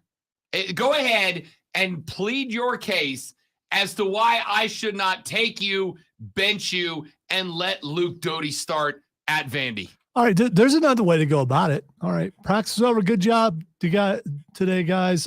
Spencer, hang around. We're going to give some extra practice time today. Since you don't know what to do in games. We're going to make sure that you know what to do. Good film study today, guys. Spencer, stick around. We're going to go over another extra hour or two of film to make sure that you're prepared. By the way, Spencer, got some homework for you. Yeah, I mean, you know. The old Kyler Murray clause. Yes, that's another way to take care of that. And if you don't want to be benched, you do that extra work, and guess what? You're prepared. It's not a great look, man. It's not a great look. It's not dramatic enough, I don't think, for any of us to start saying, uh-oh, the Gamecocks are melting down. But you stack that onto the end of the L to Mizzou and how Mizzou just worked you over. And yeah, it's a pretty bad look. There feels to be, at least to me, a little panic at USC. It looks to me like there's a disconnect between at least the starting quarterback and the head coach, which is too bad. The whole premise of Spence coming to SC was because he had a good relationship with Shane Beamer when they were at Oklahoma. Shane Beamer was a big reason that Spencer Rattler ended up at Oklahoma. So it felt like, hey, there's some chemistry, right? There's some chemistry. They've already got a working relationship. They know each other. He helped recruit Spencer to Oklahoma. He obviously helped recruit him there to Columbia. Things are good when your QB and HC are on the same page with each other. And then, at what I think it's fair to say, Lonzo, is the low point of the season so far, right? Like, there's not a worse loss than Mizzou so far. Georgia loss is fine. Arkansas loss is fine. There's not a worse loss, I don't think, than Mizzou in your house, right? In your house. There's not a worse loss than that. It is the low point of the season. Losing to Arkansas is what it is. Losing to Georgia is what it is. At the low part of the season, for the QB to come out and go, we didn't know what we were doing. Is it possible he just misspoke, that it wasn't intentional for him to do? He still should, be told what he did, what he said was wrong. But is it possible that he just, he's up there, he's in front of the press. It's kind of, you can be nervous in front of it. Maybe he just didn't mean it the way it came out. To say the players panicked, like we panicked, like the players panicked, then sure, like, is there a chance? Yes, there's a chance. What he really meant was the coaches prepared us, and when Mizzou started throwing wild looks at us, we panicked and didn't know how to handle it. But that ain't what that said, right? It would be like if your better half said, how do I look in this dress? And you said, you look fat. And then she gets mad and you responded with, no, babe. What I meant was, that's not your best look. Maybe that is what you meant. Maybe you really did just mean to say, it's not your best look. But what you said is, no, you look fat. And it's not the right thing to say, man. It's not the right thing to say. Maybe Spence meant when Mizzou started throwing the exotic blitzes at us, we panicked. The players panicked. We didn't do our job. But he didn't say we didn't do our job. He said we weren't prepared. Well, at the end of the day, Zoe, whose job is it to make sure that the players are prepared? That would be the coach. Ding, ding, ding. Tell him what he's won, Johnny. He didn't say we panicked. He didn't say the game plan, we didn't follow the game plan. He said we weren't prepared. You know what you're also doing? You're admitting that you weren't prepared. And I think as a coach, when you're watching, if he starts to struggle in the next game, you pull him out and say, hey, you weren't prepared. The next guy is, so we're going to put him in and see what he can do. Yeah, pretty much. Pretty much. It's just top to bottom. It's a bad look for Spence. It's a bad look for Shane. It's a bad luck for the team. It just is, man. Like, I can't come up with anything else. It's just bad looks all around. It reflects badly on the coaching staff. It reflects badly on him. And at the low point of the season, this is supposed to be the part where your leaders are stepping up to lead, to say, hey, look, we stubbed our toe. We screwed up at a point in the season where we needed to not do that. We screwed up. We need to fix it. Instead, it certainly sounds like Spence is trying to place the blame off himself. Texas said, if Beamer can get drowned with Duke, so can you, Rob. I'm not pouring it on my head, dude. I'm not pouring it on my head. Texas said, Rob. Oh, you fat. Yeah, that's my favorite basketball player. You want to talk basketball? That's my favorite basketball player. Texas said, Mizzou held Georgia in check in the fourth quarter. Their defense is legit. The offense is terrible, so not as bad as you all say, just my opinion. There's a part of me that kind of wants to accept that, right? Let's remember this is a Mizzou team that went toe-to-toe with Georgia for 3.5 quarters. There's an optimistic part of me that wants to roll with that. Maybe Mizzou's better than anybody's giving them credit for, and maybe we should join the ranks of those that are giving them credit. They ain't Vanderbilt, right? They're not a terrible football team. But you were 4-point favorites for a reason, man. You should have been better than them. You just should have been better than them. And that was, regardless of how you approach it, a failure. It was just a failure. Texter said, fan, with how long you have been playing football, guy that, all right, let me see this. With how long you have been playing football, guy, that's, as a Gamecocks fan, I'm done. That's a huge sign.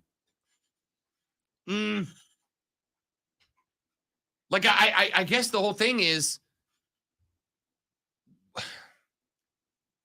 it definitely shows, it shines the light on a disconnect. And it's not that there's a disconnect so much though, as this is the one place I didn't think there was a disconnect, right? The one place that I thought there was no disconnect for the Gamecocks was the relationship between the coaches and the players. Maybe this is a matter of Rattler hearing the noise and trying to deflect that it's not his fault. Maybe. Because the noise is out there. And there are a lot of people like me who think he might be the problem. And Trey's got a good call here. Trey said maybe the comment was targeted toward Marcus Satterfield, which I'm guilty of too. I've called out Sat since Monday. That might be correct, Trey. You might be right. What if Satterfield's calling the right plays and it's Spencer Rattler that's the problem? He's not. I'm comfortable saying he's not. Yeah, I don't think he can be 100%. All right. 844-FAN phone, 844-FANFO, and 844-326-3663. Preferred Home Services text line 71307. Make sure you follow me on the social medias at The Rob Brown Show. After I get off the air, I will think about what day I am knocking back the Duke's Mayo Challenge. Tomorrow, Thursday, or Friday. I'll let you know. Back after this to wrap this thing up on the Rob Brown Show and the Fan Upstate.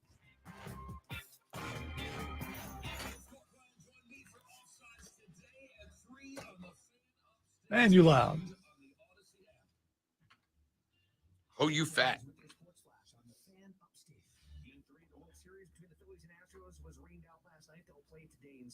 Series tied at 1-1. Ranger Suarez starts for Philly. Houston goes with Lance McCullers Jr. NHL last night in the shootout, the Hurricanes beat the Capitals 3-2. Carolina 6-2-1. While the Caps dropped to 5-4-1. Carolina is on top of the Metropolitan Division. Wins in 2 straight. The Devils right behind them in the standings. So are the Rangers. Carolina's on the road this Thursday night visiting Tampa Bay. In last night's NBA action, the Kings beat the Hornets 115-108.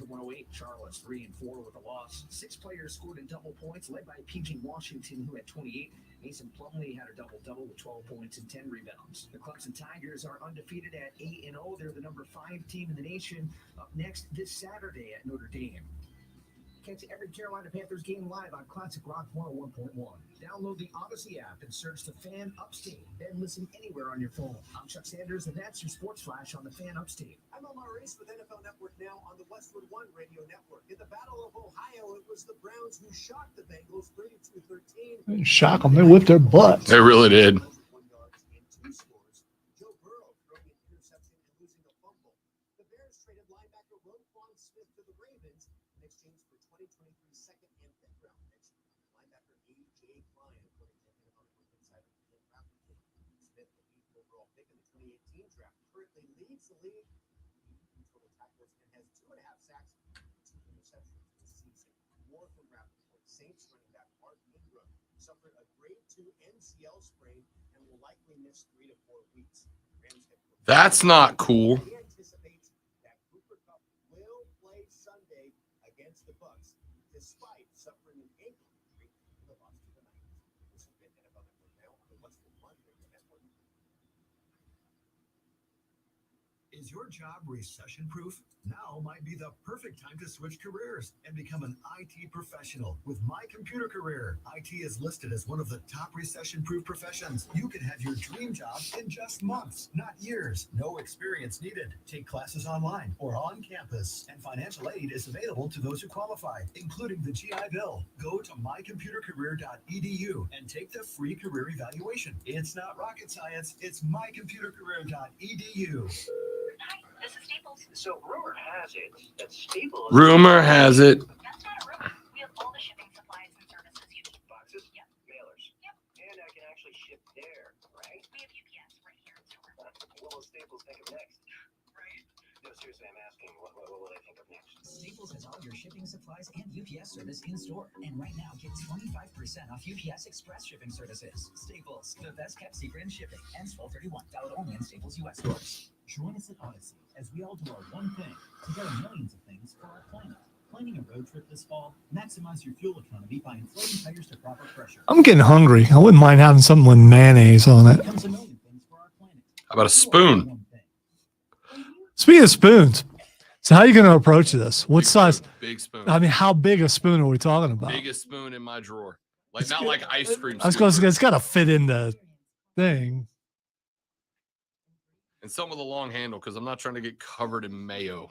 I'm going to be curious as to which bite's going to be the most difficult. Is the first one or like the 15th one? The Or last ones are going to be. what is your projection about how many spoonfuls it will take?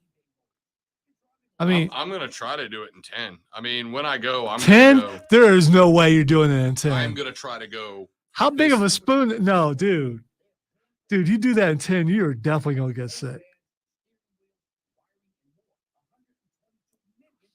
I'm feeling bad already, but you know, not that bad. Not that bad. I had to eat haggis one time as a bet. So, I mean, I know what the lowest of low points is. I also ate like goat's cheese and like nearly threw up. And some of that cheese landed on Chris. And I take great pleasure in that now since he came in to correct me. Great pleasure in it then. Oh, no, I didn't. I did. I'm just joking. That's nasty. You should never. It wasn't on purpose. Just couldn't quite make it to the trash can. I tried. I'll bring the trash can to me. Well, maybe you need to put a couple trash cans in here. Maybe a full-on huge trash bag.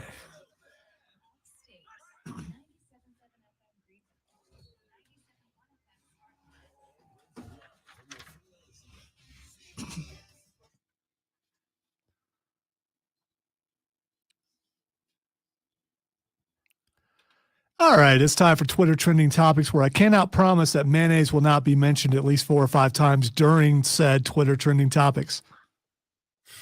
But it probably won't be. Before I tell you what's trending, in case you're just tuning in, Rob lost a Boo Box Bets and will be eating a jar of mayonnaise. Maybe tomorrow, maybe Thursday, maybe Friday, but at some point this week. So make sure you stay tuned for that. It's going to be disgusting. Yay. And now for the first thing that is trending, it is Takeoff. Takeoff. He's actually was a person.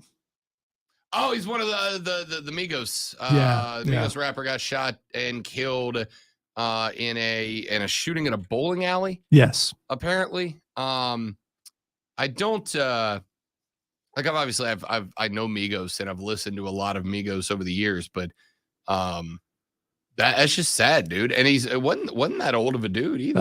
I believe he was 24. No, he wasn't that. I mean, it's a lifestyle, and why you're at the bowling alley at 2 a.m., I don't know, but I've been at a lot of bowling alleys at 2 a.m., my guy. A lot of bowling alleys at 2 a.m. I've been at a bowling alley at 1 a.m., but 2 a.m., that's different. Yeah, that's just unacceptable. Well, 1 a.m., midnight bowling has just finished up. Oh, maybe it was 2 a.m. I don't know. Yeah. But anyway, apparently there was some dice involved and some things like that, according to stories. Don't know the whole thing, but 2 members of Migos was there. And now I don't know how many members are actually in Migos, so that might have been all of Migos, but he got shot and did not make it. And unfortunately, it seems like and maybe I'm wrong about this, but in the last year or so, it seems like more and more rappers are getting shot and killed. Yeah, It was spread out a lot further than this, I think. The toxic BS has got to stop, man. There's nothing manly about that. There's nothing macho about that. There's nothing tough about that. It's stupid. It's senseless. It's over the top. It's just got to stop. And I mean, listen, there's no age group or demo that is going to get spared from senseless violence. We just got to stop. We just got to all do better. Absolutely. The next thing that's trending is Heidi Klum. So I learned this last night. Heidi Klum apparently has a tradition of doing some like killer She does. Halloween costumes. We were watching the lady friend and I watched last night before I finished up the football game. We finished up last night Hocus Pocus 2, which was good. It was fun. It wasn't as good as the OG, but then again, also the OG came out when I was 8, so no big shock there. But Heidi Klum came out with her Halloween costume, which we fully intended to see, and I'm looking at it now, and apparently she was a giant Earthworm? She was Worm. Yes. Dude, you know what? That takes money to do that, though. It does. And it's a great And costume. she has money to spend on it. Yeah. So She's super rich. My favorite part was that earlier in the week, she had tweeted out a picture of herself effectively nude covering up the body parts. And it's the only picture she put up that she turned the comments off for. I was like, Heidi, you know what you're doing here, girl. Come on. Come on, Heidi. But that being said, I went back and looked through her Halloween costumes. I 100% want to party with Heidi Klum on Halloween. She looks like she is a blast on well, Halloween. you're not going to outdo her, though. Not a chance. The last thing that's trending is Danhausen. Just haven't said his name in a while. He is trending. I do not know why. He went as Dr. Doom for Halloween. I like it. Dr. Doom is an underappreciated character. I hope whatever MCU does with him is worthy of Dr. Doom. Ladies and gentlemen, that's it for us. Follow me on the social. I'll let you know what day I'm going to eat 32 ounces of mayo. I hate this game. Why did we decide to play this game? That's it for us, ladies and gentlemen. Jim Rome's up next in the jungle. Mark and Diesel got you all sides at 3 o'clock. Y'all have a great rest of your day. Don't drink and drive. I'll punch you in the face. See you back here tomorrow on the Rob Brown Show and the Fan Upstate later, brother. I left Trey's comment up that whole time.